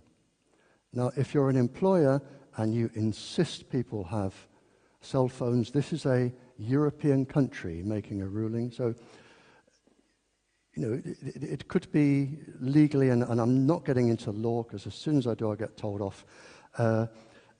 It could be a legal problem. Now, with cancers, a study came out that actually the conclusion was cell phones actually prevent cancers. And I read this with enormous disbelief. But when you see something like this, you need to check the statistics. There are, to my knowledge, at least 15 different ways of calculating figures mathematically. And in this particular study, although it said over a 10-year period, a heavy user is 40% more likely to develop glioma, which is a type of brain tumor, 40% more likely. They define heavy use as 6.7 hours per month. But even with that, the statistics here, once they were looked at, they eliminated everybody under the age of 30, which are usually the heaviest users because it's children. They, as I say, the average use, they define average as 2.5 hours a month, and they eliminated people who use more than one cell phone. In other words, people who use a cell phone for work and a cell phone for home. So when you start messing around with the statistics, you need to check these things when you get a paper that says cell phones actually prevent cancer. You've really got to look carefully at these. For adults here, this is the University of Vienna. We therefore conclude that induced DNA damage cannot be based on thermal effects. In other words, the thermal effect that they say is safe.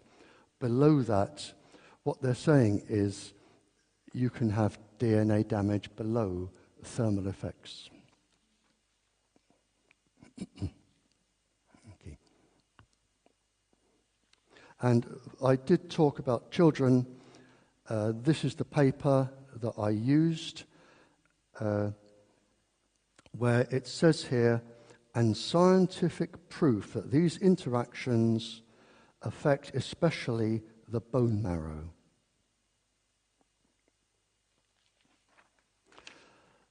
I had a telephone call from, I won't mention the country because I believe the union is taking legal action against the Tetra airwave system. I had a telephone call only about 2 weeks ago from a police officer, and he said, some of our officers are developing cancer of the eye.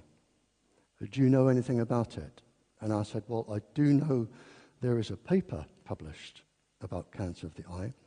And he said, we have our transmitters on our chest here, and the aerial comes up where it transmits. And of course, when the officers talk, they sort of lean down, and the transmitter is right by the eye. And they're finding that officers are getting cancer of the eye, the same eye. And in fact, there is a paper on this. Scientists, this is from the Times, scientists link eye cancer to mobile phones. It has been established. Okay. If there are any oncologists here, excuse me,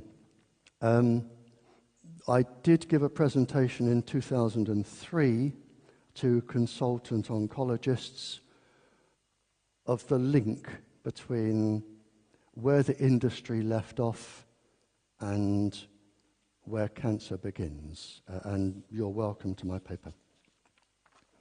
I just wanted to talk briefly about adults, and particularly breast cancer. It may be a good idea. You can get protective bags that you can put cell phones in so they do not transmit unless you take them out. Or another thing you can do is use a child's metal pencil case that they sometimes take to school and put the cell phone in there. But I would certainly keep them away from your breast area.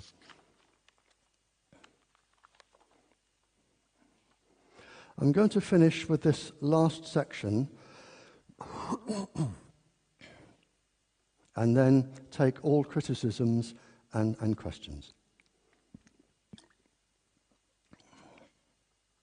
And I'll give my address as well. Now, when I was in Africa, I'm moving on to animals now, because the scientists here will know, and I'm not being disrespectful here, but the DNA in you is no different from the DNA in any other living animal or any other plant. Any plant can genetically read our DNA code. Any plant, any tree can read our DNA code. The basis that makes DNA is the same. So it stands to reason, if you're going to do something that injures humans, you're also going to injure the animal kingdom and the plant kingdom, because we're basically all the same. The microwaves don't distinguish. And whilst I was in Africa, in one country, a gentleman came to me and said, "Would you come to my field?" And I said, "Of course I will." And I went to his field, and he said, "What do you hear, Barrie?" And I said, "Well, there's something in the trees over there, and something moving over there, but nothing else." And he said, "Normally, you and I would be shouting to make ourselves heard." He said, "All of these bushes here, vitamin C producing bushes," he said, "they would normally now be pollinated by bees." He said, "Since that transmitter went up, I haven't had a single bee come to my field."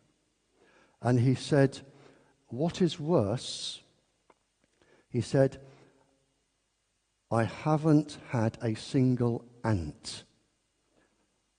And that confused me for a little while. And he said, ants are immensely important to us farmers. He said, because the ants crawl over our fruit bushes and they lick the sweet substance on the leaves, but they don't harm the plant.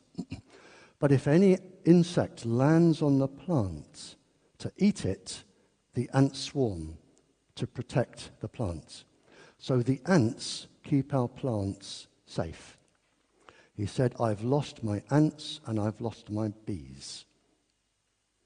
And that was down to a transmitter. And he certainly wasn't the only person. There are animal studies. This one here, this is a 20-page document on animals near transmitters that have been found dead, deformed, had their immune systems compromised. They've had birth problems, birth defects, genetic defects, and the animals in the study, and this is a reputable study, were cows, cats, dogs, hamsters, whales, birds, bees, bats, and butterflies in this one study.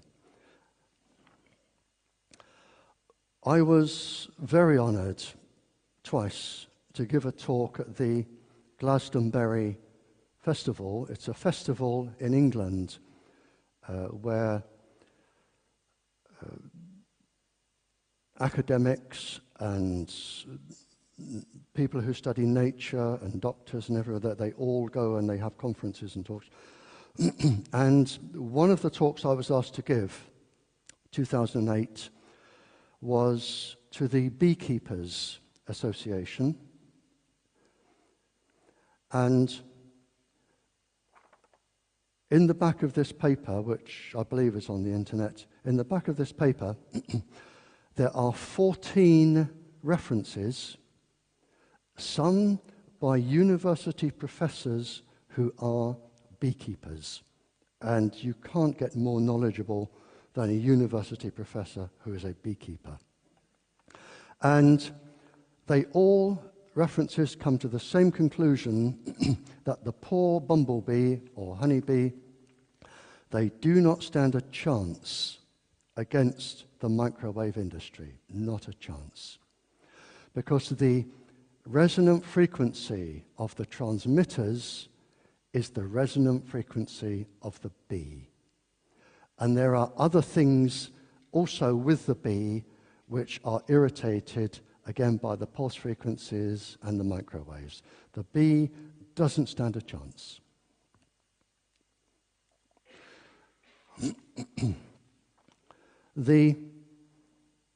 A veterinary clinic in Germany decided to look into this for itself. And they published a paper here. experiences from a veterinary clinic, cause of illness, electromagnetic high frequency is the microwave from domestic telephone systems and networks for your house pets. And they conclude that the animals they are treating, some of them are being made ill by the communications industry. I think, I'll just have just a little bit of water here. I think this is one of the saddest pictures I've ever seen. I'm a really big softie, I can tell you now. I think this is one of the saddest pictures I've ever seen. I don't know why. It just is. It's a swan. And a transmitter. What country is this in? I can't see. It's a swan. And a transmitter was turned on where the swans have a flight path. And the swan was trapped in the magnetic field. And all the swan could do was go round and round and round and round until it died. And swans mate for life. And this swan, the people here, they begged the industry to turn the transmitter off before the swan died. And they said no. They said no because if they did and the swan flew off, it would prove that they were guilty. But arguably, the most academic scientific paper in the world, Nature, I think the same firm also published Scientific America, excuse me, they have an article in here, resonant effects, the mechanism for avian magnetic compass. For the scientists here, we're looking at the cryptochrome double electron absorption mechanism, but Nature have published an article here explaining why birds will be misled by magnetic waves. The magnetic waves go in the brain, and to put it simply, it's roughly 640 times stronger than the Earth's magnetic field that they use. So if you are using one force, the Earth's magnetic field, and another one is 640 times stronger, it's going to force you off course. And this is what's happening.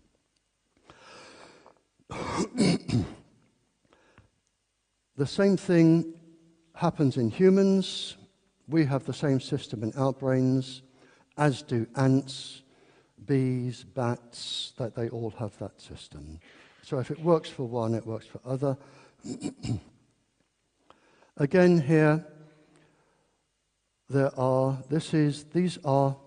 a list of 20 experiments, all peer-reviewed independently and published. By peer-reviewed, I mean scientists have written a paper, they have subjected it to peer review by somebody they don't know, they have read it, checked it, said this is okay, we will publish.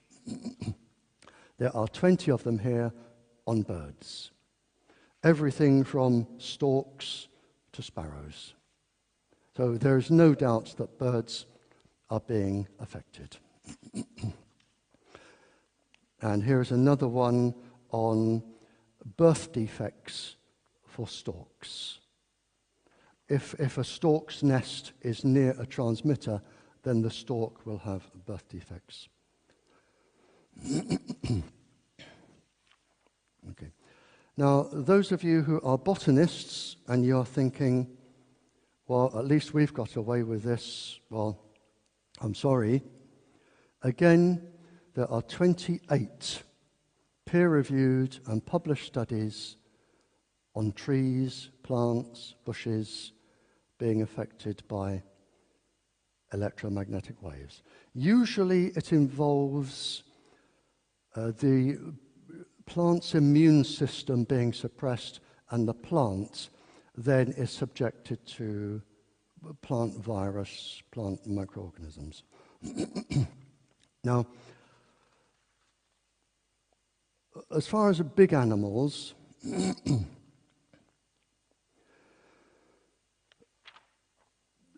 a farmer found that when his cows were near transmitters, they had birth defects.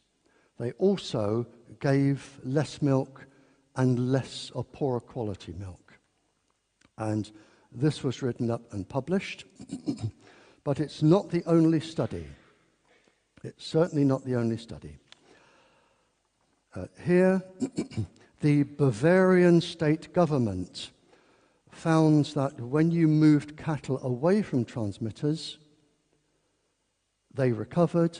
When you moved them back, they became ill again, as did the universities of Hanover and the German Army University, Veterinary University in Munich. Now, they've all found that cattle suffer, and the gentleman who came to speak to me earlier here may be interested.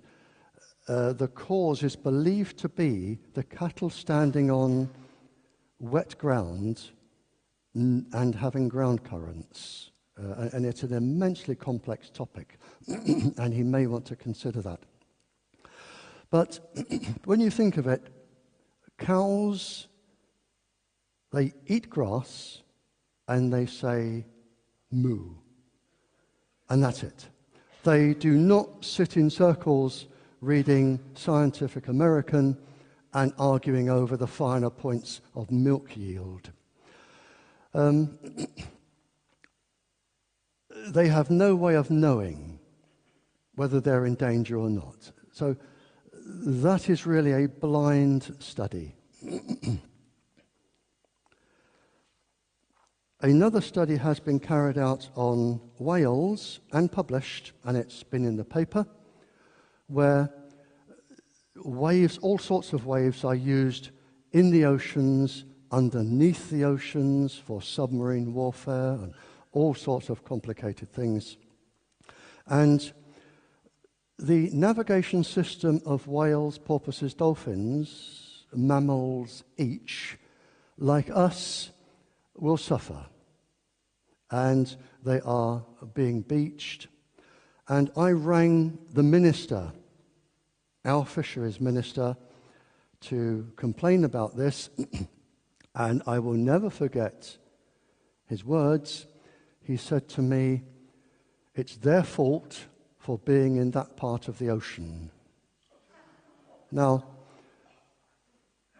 that's the level of intelligence we have running England. A professor of radiation, possibly the cleverest man in England, or the UK even, Bristol University, Professor Dennis Henschel, radiology department, physicist. He has published a list, or he has quoted a list here of around 8,000 papers, 8,000, concerning low-level microwaves and defects in animals, from animal navigation to magnetic absorption in plants to the resonance in animals, around 8,000 papers, and not one is being listened to. Now, a paper, in fact, three papers have been published over the last few years concerning the communications industry. And it concerns the carbon dioxide emissions being released into the atmosphere. If you think about it, we now have millions of cell phone towers and baby towers. There are billions, literally billions, I think something like 6 billion, I could be wrong, but it's an enormous amount of people with cell phones in the world. And then you have all your iPads and iPods and all these computer things. They all have batteries, and all the batteries need charging. And the whole system needs an electricity supply. And that produces carbon dioxide. And here, when this paper was written in 2009, it was more carbon dioxide from the industry into the atmosphere than all of the aeroplanes in the world. So year for year, the industry is now the biggest polluter on the planet with carbon dioxide. And there is another paper. Now, you may not or may believe in global warming. I can see arguments for both sides. But there is one thing which we do know. If you have carbon dioxide in the atmosphere and it mixes with water vapor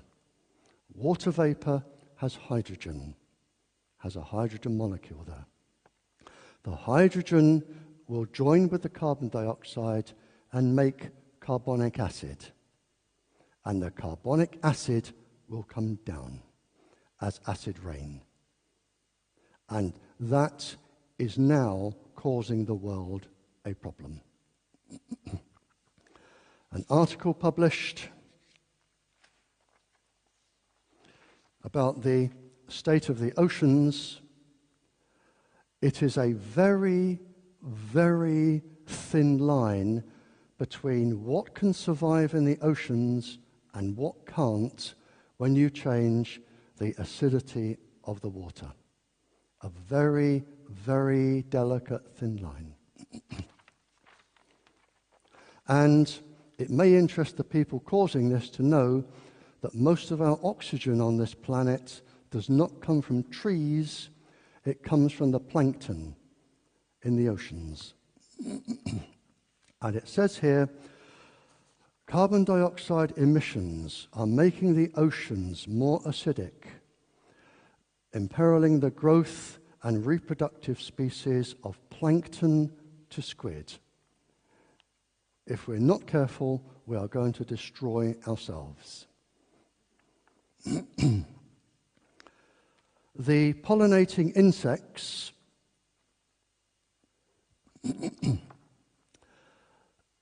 The pollinating insects, and I'm going to come to this in a few pages' time.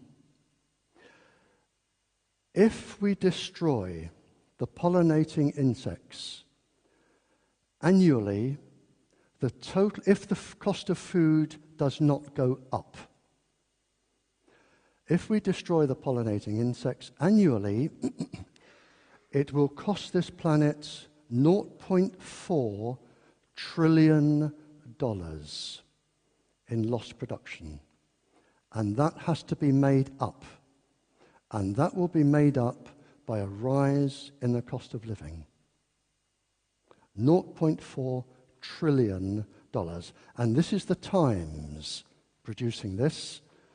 Not a scientist sitting down with nothing to do on a wet Saturday afternoon.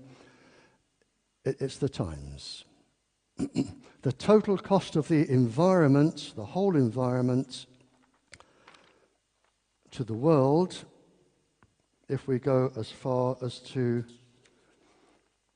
ruin it, I think I did have, here it is. The total cost of the entire environment, if we use it, is 33 trillion a year. And somebody will have to pay for that. The more that gets ruined, the more you have to pay. And the health costs are going to go up. In 2002, it was estimated that 9.8 million Americans were off work sick because of electromagnetic illness. 9.8 million. And that was 10 years ago. I haven't seen a figure since. So, what are the governments doing about it? You could guess what I'm going to say here, can't you? I saw my Member of Parliament, Mel Stride.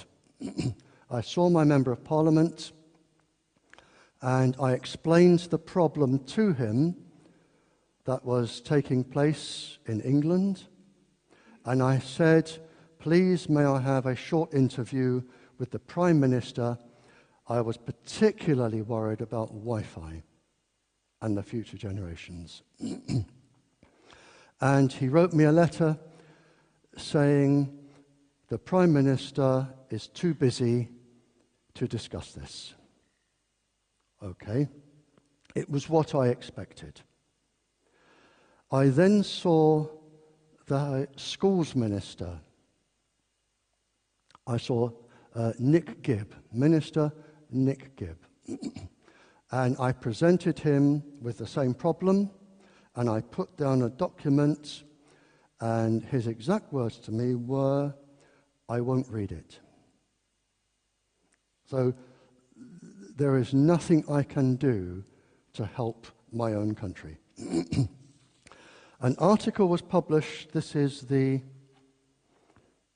again in the Times, and the gentleman here, he looked, when you have these prime ministers going from European countries and they all meet somewhere and they say, we are now going to cut down emissions, we're going to do this, we're going to save the frogs, we're going to do everything. Over the years, he looked at all of the promises that the prime ministers of all of the countries have made. And he followed through all of the schemes. And you can guess how many actually reached their conclusion. None. Not a single one has ever been carried out.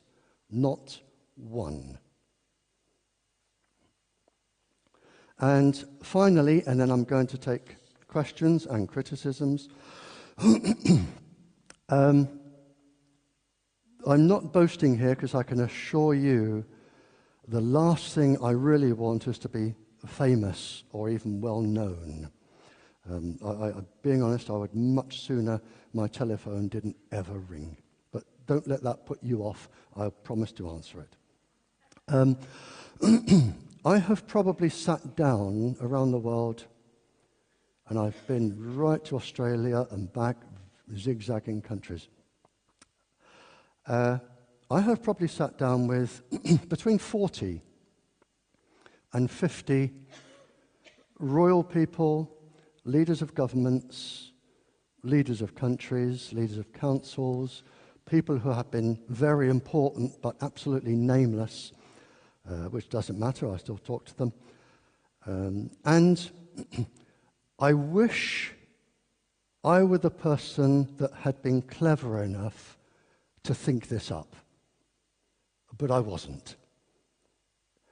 I found that when I was sitting down talking to them, the same story started to repeat itself, sometimes with more pieces, sometimes with less. And one king summed it up beautifully. We were sitting down, having a meal, and he just leaned forward on the table and he said, I can tell you what's happening, Barrie. He said, I am losing the viability of my country. And when I said to you, there are two things I would like to try and do whilst I'm in Denmark. One is protect your future generations from genetic damage, which I've explained thoroughly. The other, I want to see if you can maintain the viability of your country, because it is at risk. And these are long-term things, and I'm not doing this because if you succeed, I'm going to be famous, because I will be dead long before any of these happen. But the king, we had a very serious and a very long talk. And he is much more clever than I believe he is Oxford or Cambridge educated with a law degree. And he said, and others have told me this, I'm really summarizing everything up now. What happens is, the industry comes along.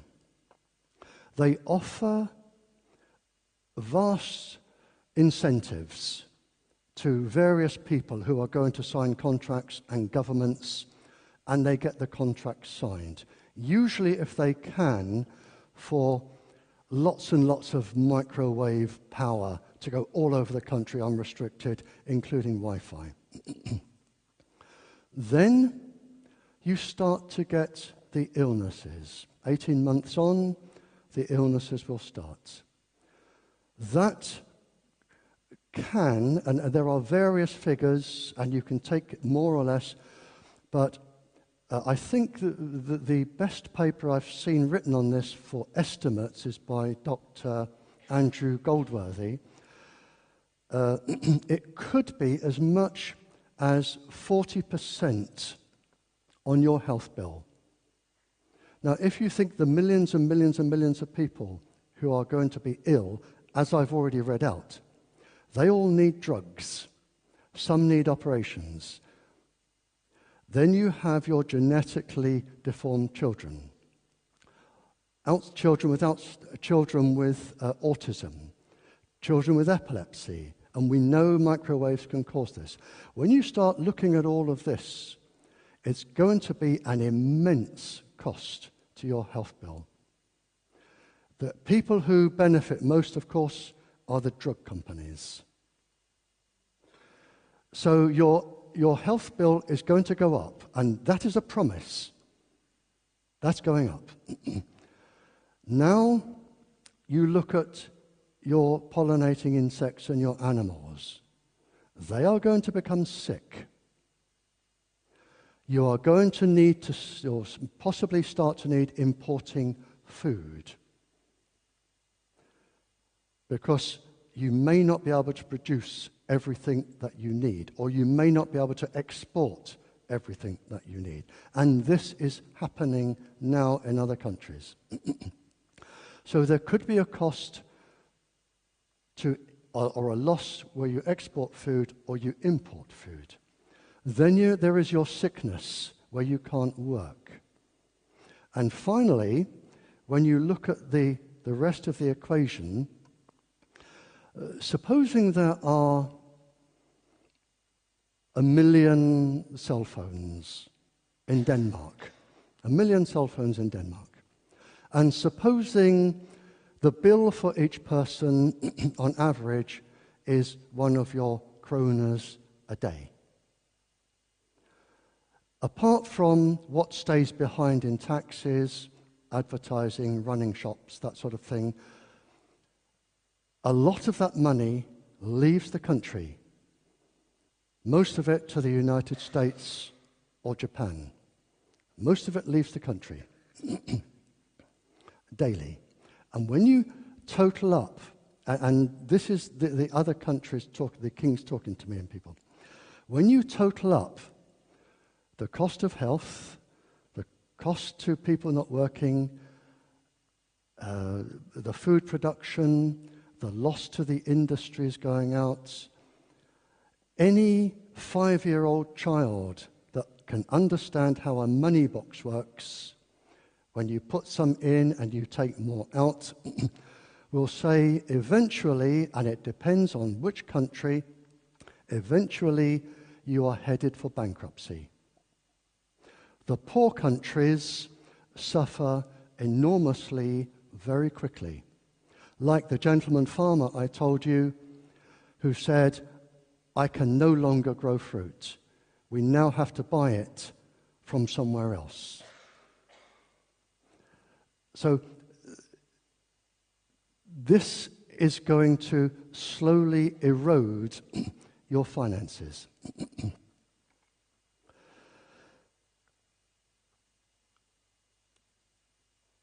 The interesting thing that came after this was what people have told me.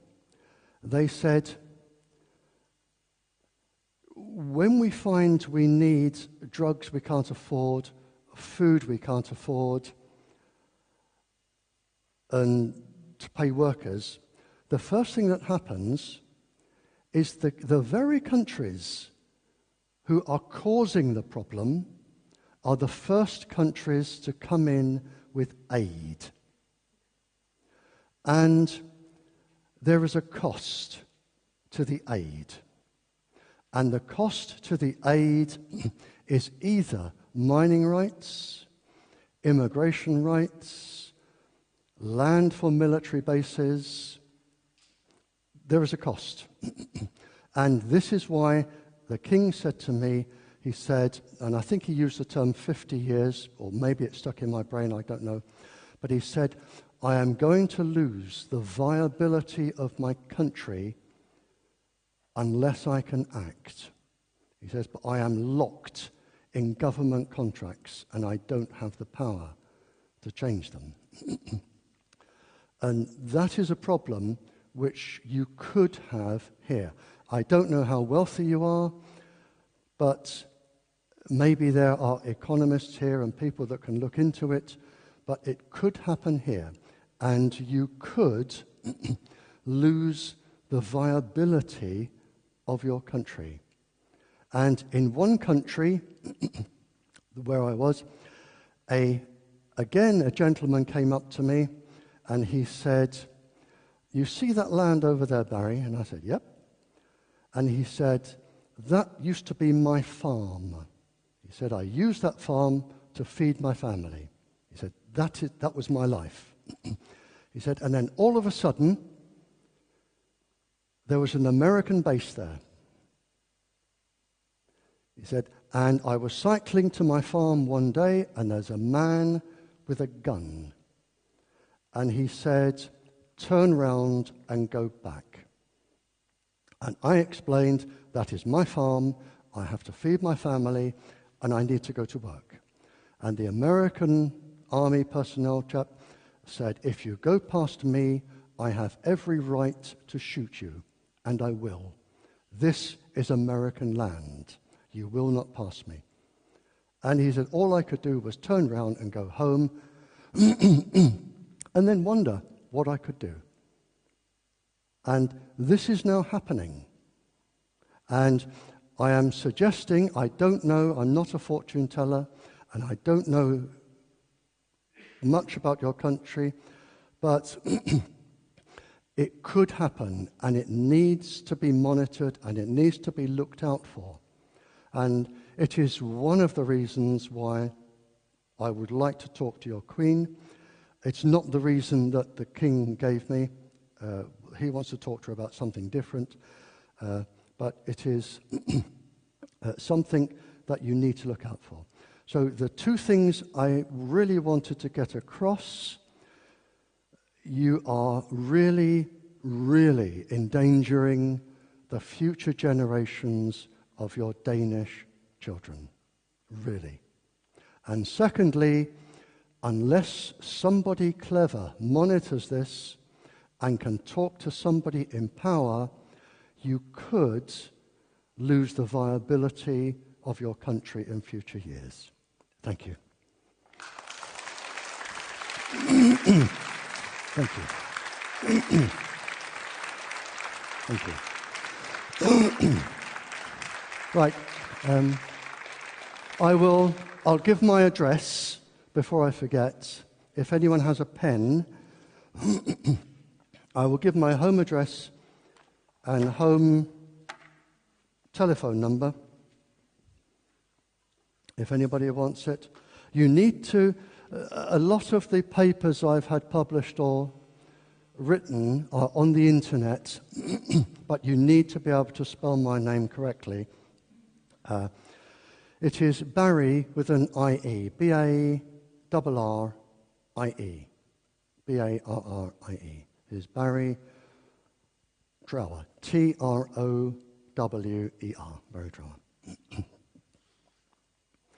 And my address is Trower, T-R-O-W-E-R. My address is number 3, Flowers Meadow,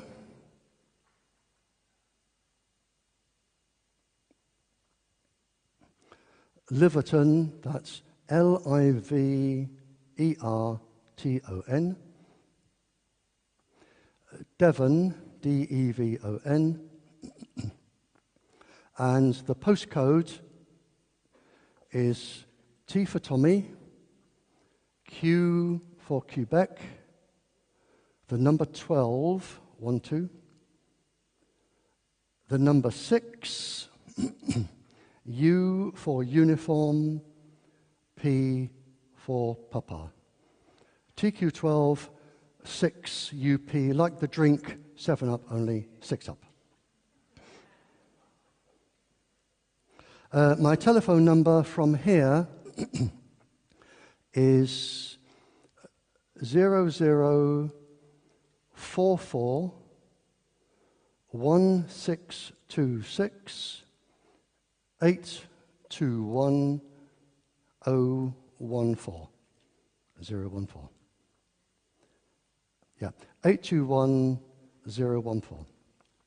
I always answer letters within 24 hours, even if I sit up all night, because I can't afford to leave them over. I leave phone calls until after I've done my letters, and usually if I'm away, obviously like now, there'll be a stack of messages. I do have an answer phone, and if you leave a message, I will promise to get back to you. But I don't run away, and I will be answering questions tomorrow around the back there. You can talk to me as long as you like about anything you like. Anyone from the Secret Service wants to talk to me, or the police, or anybody about schools or anything at all, I'll happily take the questions confidentially with anybody. Or you can write to me, or you can telephone me, or I'll take them now. We have sort of 20 minutes. I'll take them now.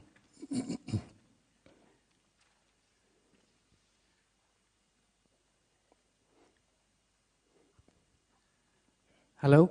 First of all, thank you for a nice lecture. Hello, sir. Thank you. Usually in power politics, there's a smaller group of people exercising their power over a larger group of people exercising their power over a smaller group of people. And there's like a clear distinction between who's being affected by the power. What seems to be confusing in this matter is that the one exercising the power is also being affected by their own power. I mean, there are so many transmitters all over the place. So I mean, you mentioned the drug industry. Even though you own a drug industry, you cannot really avoid these transmitters. No, you're absolutely right, yeah, sir. how do you explain that? I mean, from a rational perspective, it seems stupid to be exercising some kind of power that affects you in return. You know what I mean? Are you, was the first part of your talk, I have trouble here, was the first part of your talk suggesting I come into your politics? Come into what? I become a Danish politician. No, just like biopolitics in general. I see.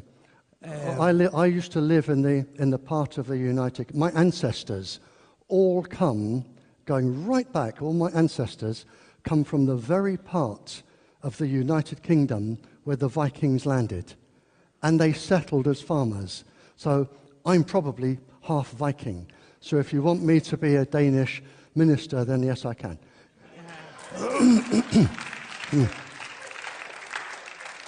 But did you say there was a small percentage of people making decisions for the whole country? Yes, but I was talking more like in a global way, that everyone is affected by this. Everyone is affected by Everyone this. is affected, even those making the decisions. Yep, you're right, sir. So, that just seems like a paradox. The problem I find is that I've been to one country, and a professor actually said this publicly, so I can say it. I'm talking about Malta. For Malta, just one person made the decision to have transmitters everywhere for the whole country without even talking to another single person. One person. Now, the question is, you have a small group of people who seem to make decisions that affect not only them, but the rest of the country. We do in England. There are probably only about 5 people who make the decisions for the whole of the UK. And why these people do it, I don't know. In England, maybe they're expecting a knighthood, maybe they get a nice big job and a Rolls Royce and a big house, and they think, this is worth it for my life. Maybe they are so selfish that But I mean, their kids are still going to a school where there's Wi-Fi. Those people which perhaps are going to get knighted or... The only other reason, unless they're so selfish that they think I'm going to take all of this and they can suffer, is it's what I call intentional ignorance. They are deliberately ignorant. Like when I gave the minister my document and he said, I won't read it. Maybe they are scared to read these things because if they do, they know they will have to act. If you write to them, they won't reply. Because if they reply, it means they've read it. It's what I call intentional ignorance. I don't know why they do it. I don't know what sort of people they are. My vocabulary can't even think of a word to describe them. I can't even think of anything to describe that sort of person that will let his own countrymen and women and children suffer for that reason. And say with Wi-Fi in schools. I can't even think of a word that describes them.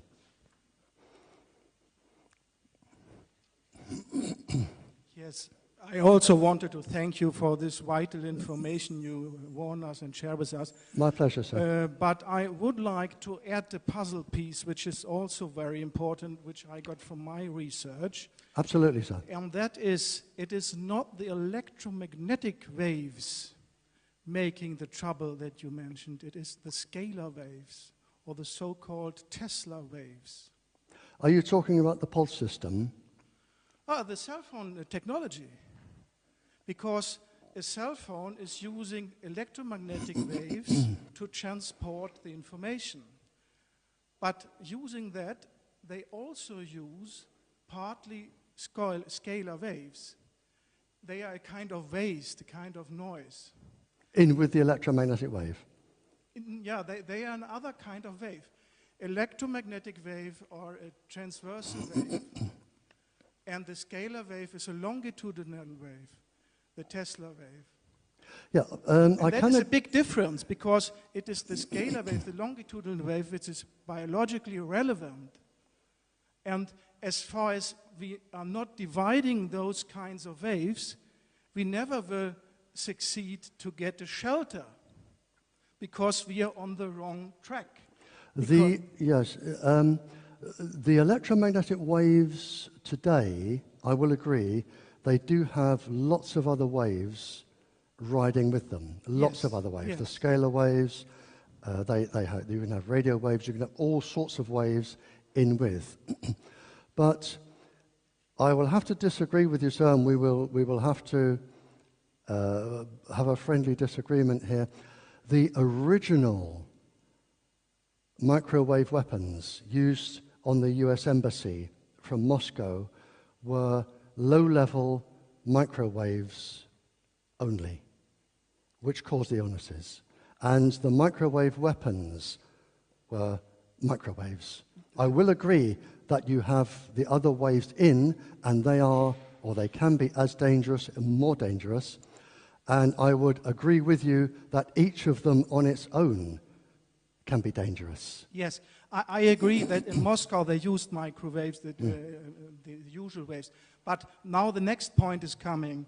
There is already technology to make cell phones with scalar waves not being a damage. You're right, yep, I will agree. Yes, and then you have the advantage, there is no cancer caused and things like that.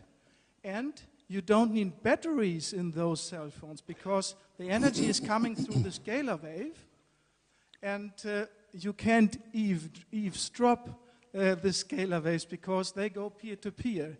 They go directly from the transmitter to the receiver, and no Secret Service can interfere. So that is a real advantage. So you should add to your information that the cell phone technology is changing, that they are going from the usual electromagnetic waves to the scalar waves. The technology is already in use by some secret parts in the society, but it should made be public. Then you get rid of all the problems. Thank you. Yeah. I will agree with you, sir. There is a way of making them safe. I will agree with you, and there are, to my knowledge, at least 2 different ways of making them safe. But at the moment, at this point in time, Wi-Fi and the cell phones are not safe. When they bring them in, I will agree, but there are ways of making them safe. I will agree that. Barry. Hey. Oh, sir, sorry. Hey, great to see you. Of course, I've just realised that although I've heard you speak at numerous events before, we actually live about 3 miles from each other, I think. So. Bit ironic. I'm in Newton Abbot.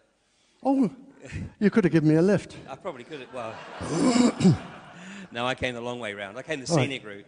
Anyway, hey, listen, excellent presentation, of course, as always.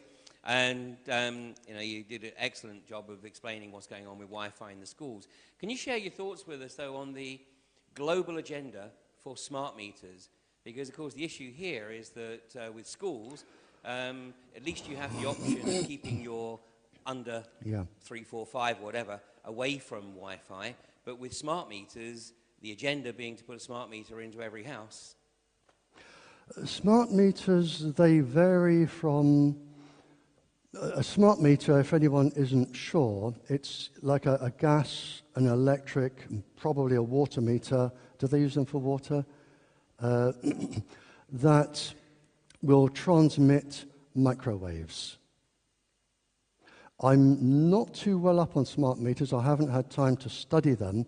And if you know more, would you please tell people? I do know that smart meters... If I've got this correct, somebody doesn't need to come round to the house to read the meter to bill you. They transmit it. They are using the cell phone system, the GSM system. That's it. So they are also making the same electrosmog. They are also making the same electrosmog as our cell phones do, and therefore it's right. It's exactly on the point. Also a problem on that topic. But eventually, the whole objective of the smart meter is that every single electrical device in your house will communicate wirelessly with the smart meter. Yeah, you're absolutely right. And if you live in a very busy block of flats or a busy street, it's a lot more microwaves. And as I say, as the gentleman said, there is technology, and I do know 2 different systems where they are trying to make the microwaves totally safe. But at the moment, it isn't. And I know it is coming in and I know it's being tested, but at the moment, with your girls in school and Wi-Fi, that is what I'm arguing about today. But Wi-Fi, smart meters, they are microwave transmitters. It varies from street to street, block of flats to block of flats. They can feed onto one central smart meter that then feeds to the tower, or they can all feed to the tower. I do know their power varies, but they are microwave transmitters, and there is a lot of objection to them around the world. I do know that. But I haven't had time to study smart meters. I'm still too busy doing all this. But I do know that there are people writing papers on smart meters and analyzing them and studying them. It's such a big area, this, and you're better off going to a computer and putting in smart meter and seeing what's been published. But they are microwave transmitters, without a shadow of a doubt. And they will carry the same risks as any other microwave transmitter. And depending where your bedroom is, I suppose, in the house, or where they are, could depend on how much at risk you are. Is that okay? I don't really know much about smart meters, I must confess. I can just add a comment here, because in my house in Silkeborg I have got a smart meter installed, and I got this tickling with my eye when he started to remove the old one, because I also have known a lot about this discussions on the internet. And so I called the electrical company and said, what is the plan with this? Can I now expect that microwave communication is going out here? And he said that, and the other thing was that the name of this smart meter was Echelon. So in my business, so I called and I got a very nice guy at the electric company who explained for me that there are two possibilities with smart meters. There are the possibility that the communication are going through the copper, as today, through the wire, or it can go wireless. And I said to him that I was happy to hear that, and he also explained for me it was going through the wire from my house.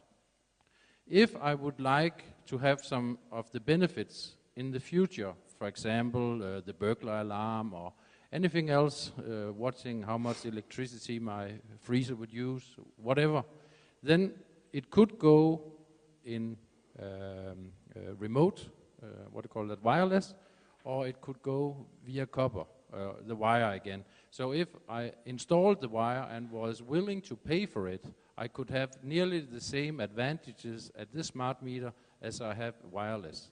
So I think if any of you are in questions about that, call your electricity company and say you are willing to pay to get extra wire installed in the house to get the advantages. Sorry? Did you say, just out of curiosity, that your skin became itchy when it was there? Yeah, my eye, you know, when it Okay. Yeah. I suppose if you have a smart meter, and I'm just guessing here, if you have a smart meter in a cupboard, you could line the cupboards. Do they actually go into the house and read things? Yeah. Oh, you couldn't line the cupboard then, no. That wouldn't work. Yeah. The microwaves go through the house to read electrical things. Yeah. But I mean, the ultimate plan is smart grid. It's literally global. Right. So if you have a child's cot and the child has a warming blanket and maybe one of these electrical things that goes around, it will send a beam to the child's cot, read the electricity being used, and bring it back. Well, that says enough, doesn't it?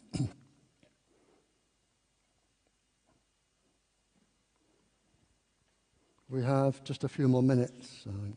There was a gentleman asking earlier, about if you remove about listening in on people. If you remove the battery from the That's cell right, phone, yeah. if that would make any difference, could they still listen in even without the battery? I have read articles by universities and electricians who have left the communications industry. Now, if you take, the gentleman is right, if you take the battery out, technically it will not work. And they cannot use it to listen in or do anything, if you take the battery out. If the battery is in and it's turned off, one of the other things they can do, and people don't appreciate this, they can use you as a transmitter. In other words, if there is a person making a call over there, and the cell phone tower is over there, slightly out of range, it is possible with some sets for the person's call, without your knowledge, to come into your phone, be boosted, and forwarded to the transmitter.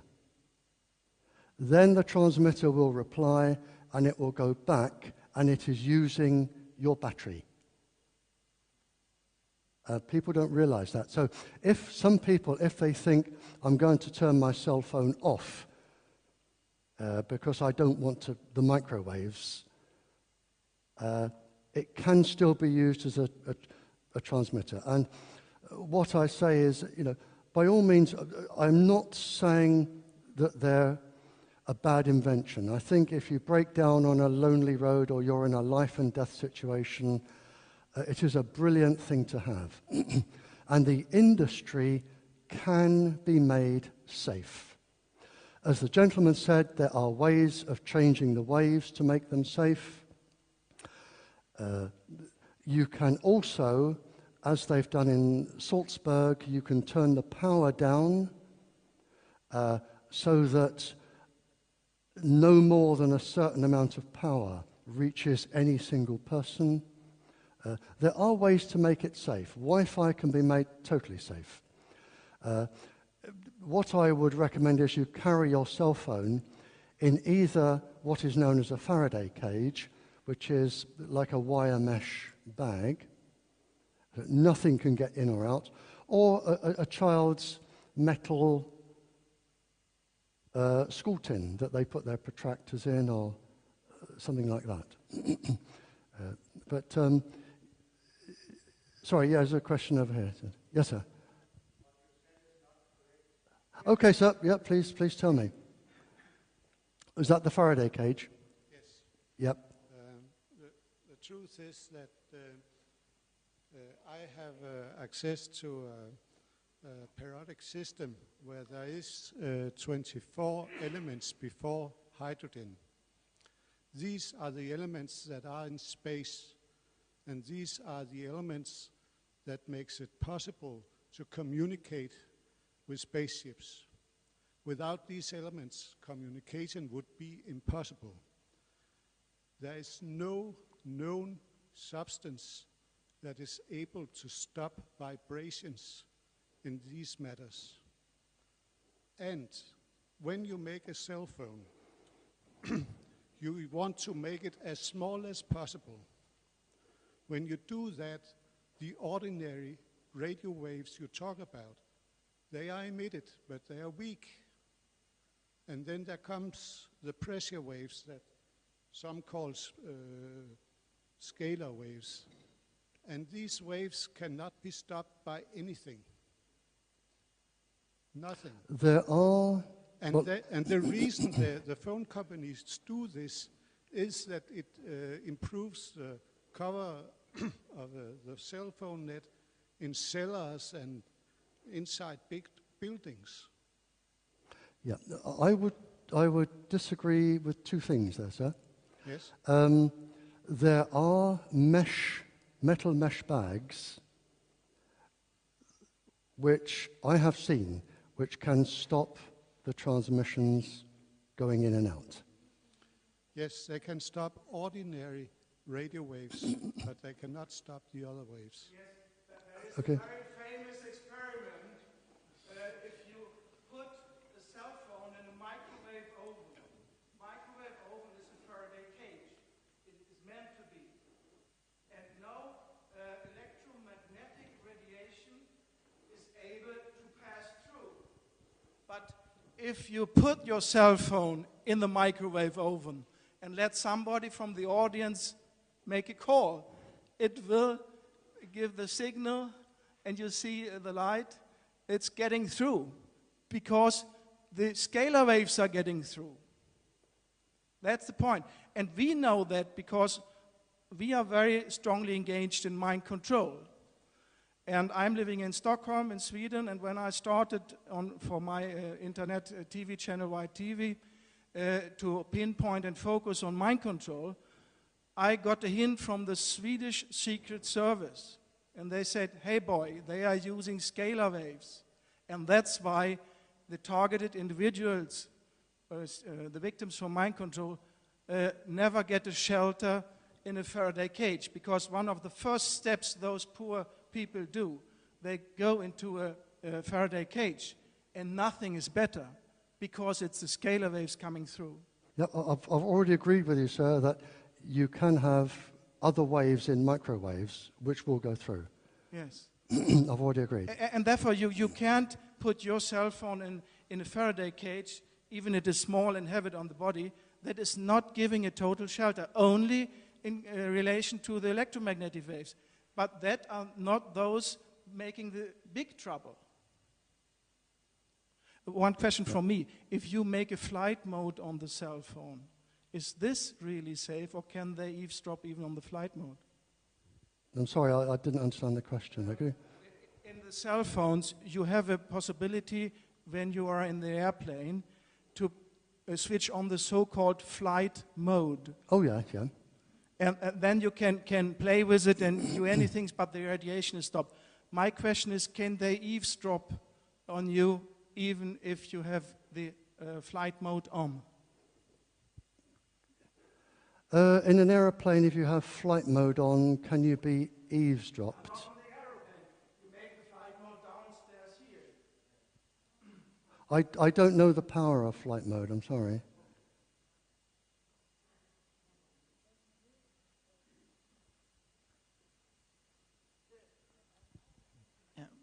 My question is about eavesdropping also. You mentioned this guy sweeping the floor and doing the dishes and... Oh, the spies. Sorry, we're back to yeah, spies. Yep, yep. Yeah, and you said he was the man that agencies and governments was most interested in, and that really woke my curiosity, because why is that? If you look, there's a lot of rubbish written about secret agents. James Bond, which is of course very fictitious, is military intelligence. James Bond is not a secret agent, and he's not a spy. He is military intelligence. A spy, as in the Cold War, when I was talking to them, a spy is somebody who has been trained in a country for around 5 years and smuggled in to another country, usually the United States or England, and their sole purpose is to find people who can be blackmailed. If you're not an intelligence agent and not a spy, and if you're an intelligence officer, if you're not an intelligence officer and you're not a spy, I was an agent. I don't like the term secret agent because people think of James Bond, and I wasn't James Bond. I was an agent. An agent is a gatherer of information which is secret. And that is much different to a spy. Now, with the spies, they will come in, usually in the Cold War during the Cuban Missile Crisis, when we were nearly at war. You would have as many as one a day coming into a country. And the job of the spy was, first of all, to you need work permits, you need a birth certificate, you need identity. And a spy that already has these would focus on people with ordinary jobs. And the best person to focus on, or the best person to, if you could become a spy, the best job you could get would be the cleaner of an office block. Because if you're the cleaner, you have keys. And if you have keys, you can get into filing cabinets or rooms. If you get into a room to clean it, somebody else from that country can always give you a key that will open a few drawers. But the main purpose of the spy is to find somebody who can be blackmailed. Now, there are a lot of people who do a lot of things they would not like on the front page of the Sunday newspaper. It may be that you gamble. It may be that you have a mistress or a lover.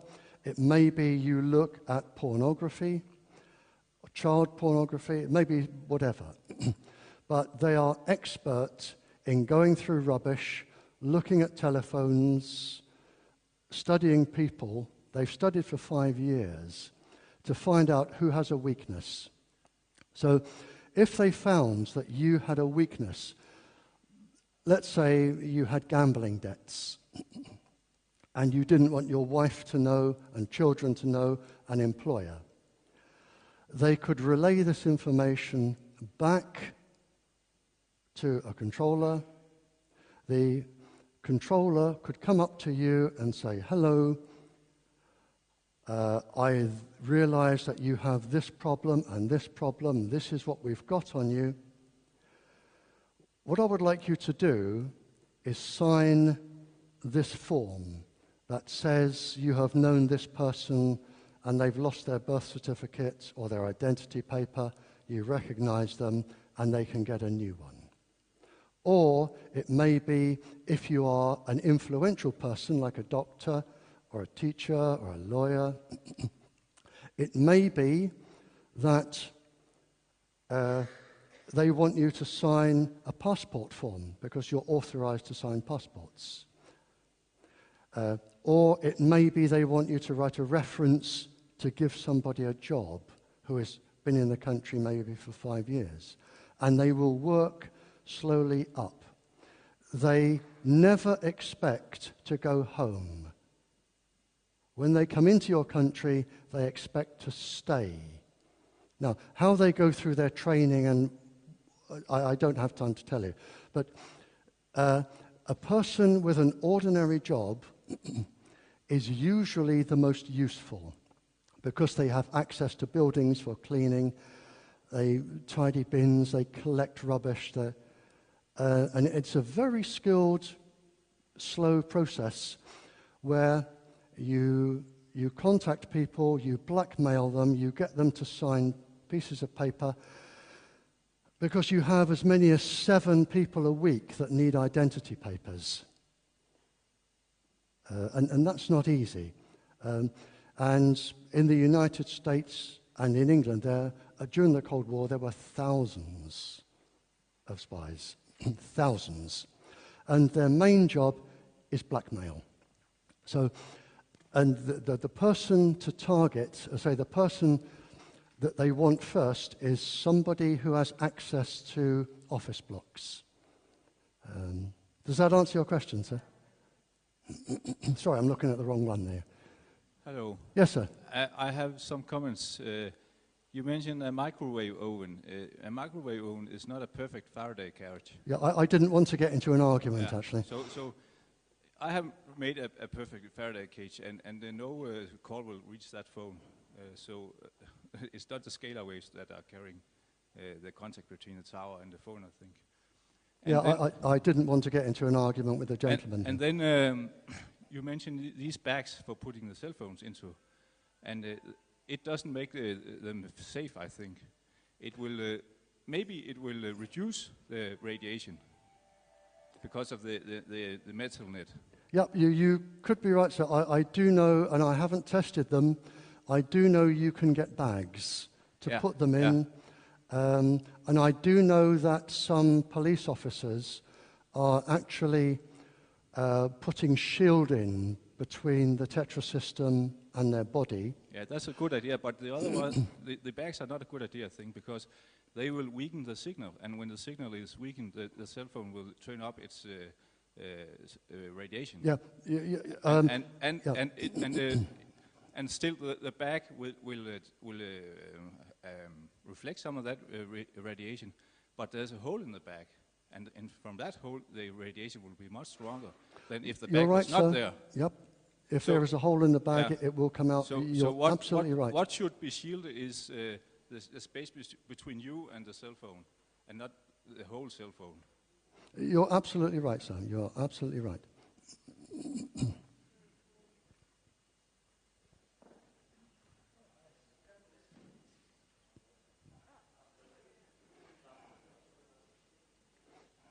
Hello. Thank you very much for this wonderful information. It's my pleasure. Thank you. Thank you. I would just like to, please, I would like to ask you to explain these waves which we have in the brain.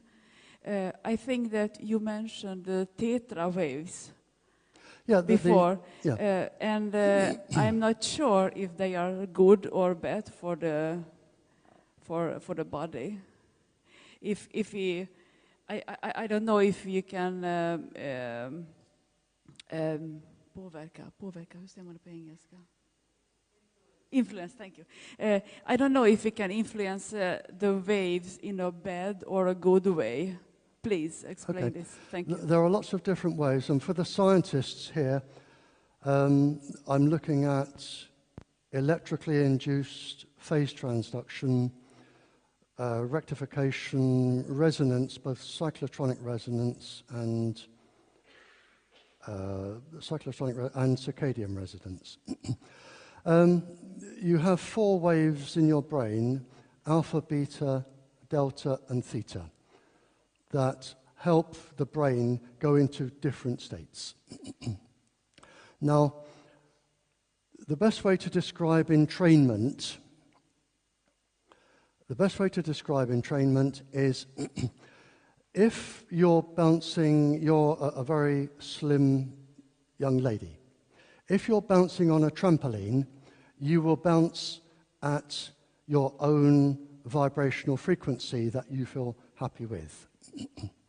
Now, if a 56-stone man jumps on your trampoline and bounces at his frequency, you will automatically have to bounce at his frequency because you can't stop yours. You can't make him stop.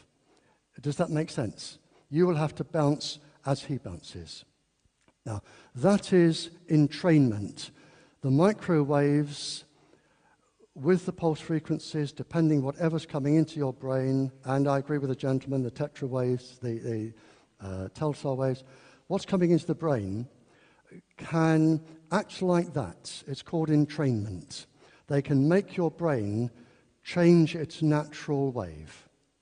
Now, when this 56-stone man jumps off of the trampoline, you will keep bouncing at his frequency until you can get yours back.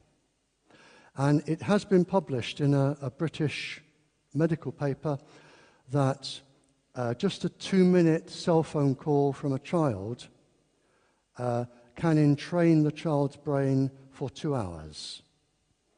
It doesn't mean that a 5-minute call will do 5 hours or 10 minutes, 10 hours. A 2-minute call can entrain the brain for 2 hours. And in that time, the child's brain cannot function properly. Depending on where the waves are, what the waves are doing, will depend on the behavior that the child exhibits. It has been known and it has been measured that in severe cases, long-term potentiation can take up to 6 weeks before the body can come back to its normal state. Now you have, as I said earlier, other vibrational frequencies in the body. Lots of organs vibrate.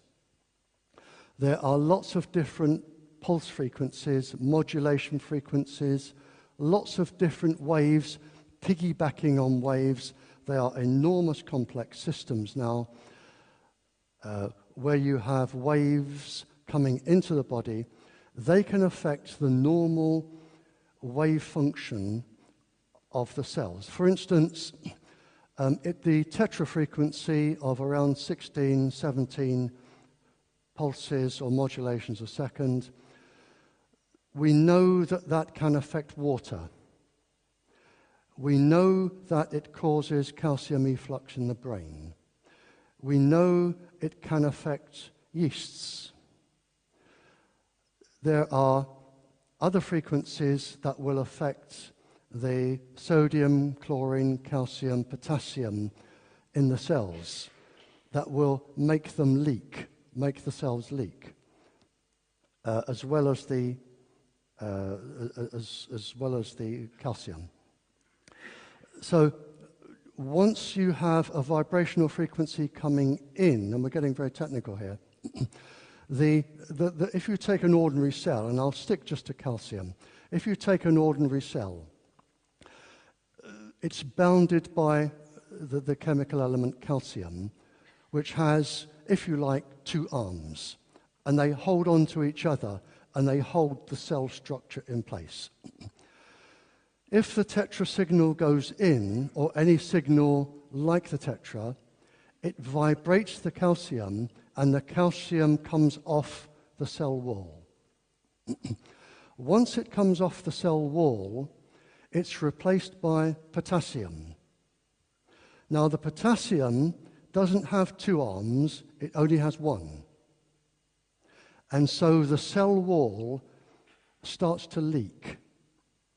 And when you get leakage, there is a chemical process from the lysosomes in the cell and the heat shock proteins. There are messages that go through to the DNA. For the scientists, you have the adenosine triphosphate double bond is compromised with the oxygen and hydrogen and sodium. For nutrients, you then get the reactive oxygen species released, and what happens then is the cell may die, it may turn cancerous, it may recover. It's an immensely complex thing, but it's due to the vibration. And I will agree with all the scientists when they say microwaves are not powerful enough to break the DNA as it is. What they do is they cause a cellular change on the surface that has a chain reaction that goes through, and it's immensely complex, and that damages the DNA, unlike X-rays or gamma rays that go straight through. So every single part of your body has its own cyclotronic or circadian vibrational frequency. And it depends on the size of the organ, the type of wave, the vibrational frequency, the modulation frequency, the pulse frequency. Lots of things come into play. But it is possible for government agencies to target specific organs, specific cells, with the frequency that will destroy them. And I would say I'm incredibly impressed with the knowledge of the gentleman here, and I really am impressed. And if these gentlemen are prepared to join any of you who want to take on a school, I would think the school wouldn't stand a chance. I really don't, with all of the expertise you've got here. And this is why I say I'm an ordinary bloke, an ordinary man. There's nothing special about me. I try to do a job.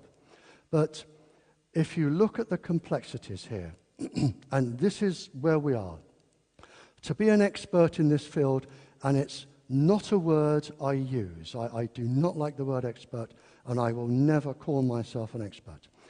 To be an expert, you would have to be an expert in electronics to understand all this, in physics to understand all of the waves, in biochemistry and physiology to know how the waves interact with the body.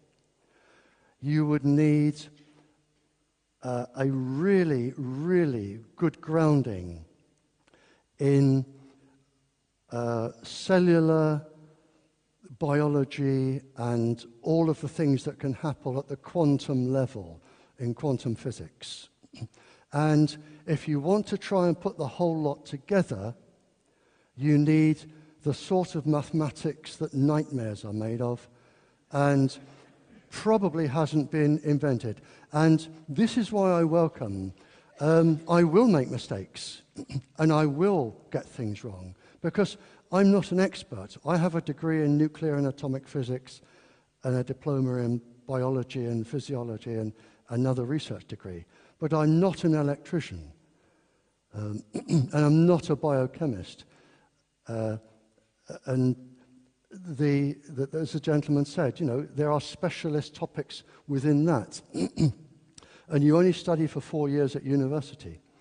So it is a mammoth topic, and this is why we are in the mess we are in. And if these gentlemen, the ones that came up earlier, and the gentlemen that have been correcting me, and thank you very much, I like to be corrected because if I give another talk, I can improve and I can grow up. And if you want to take on a school or you want to fight a battle, call in the people that have argued with me. I'm sure they will win for you because they're good.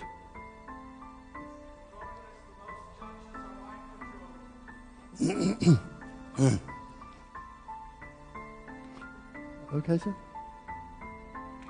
Thank you. Thank you.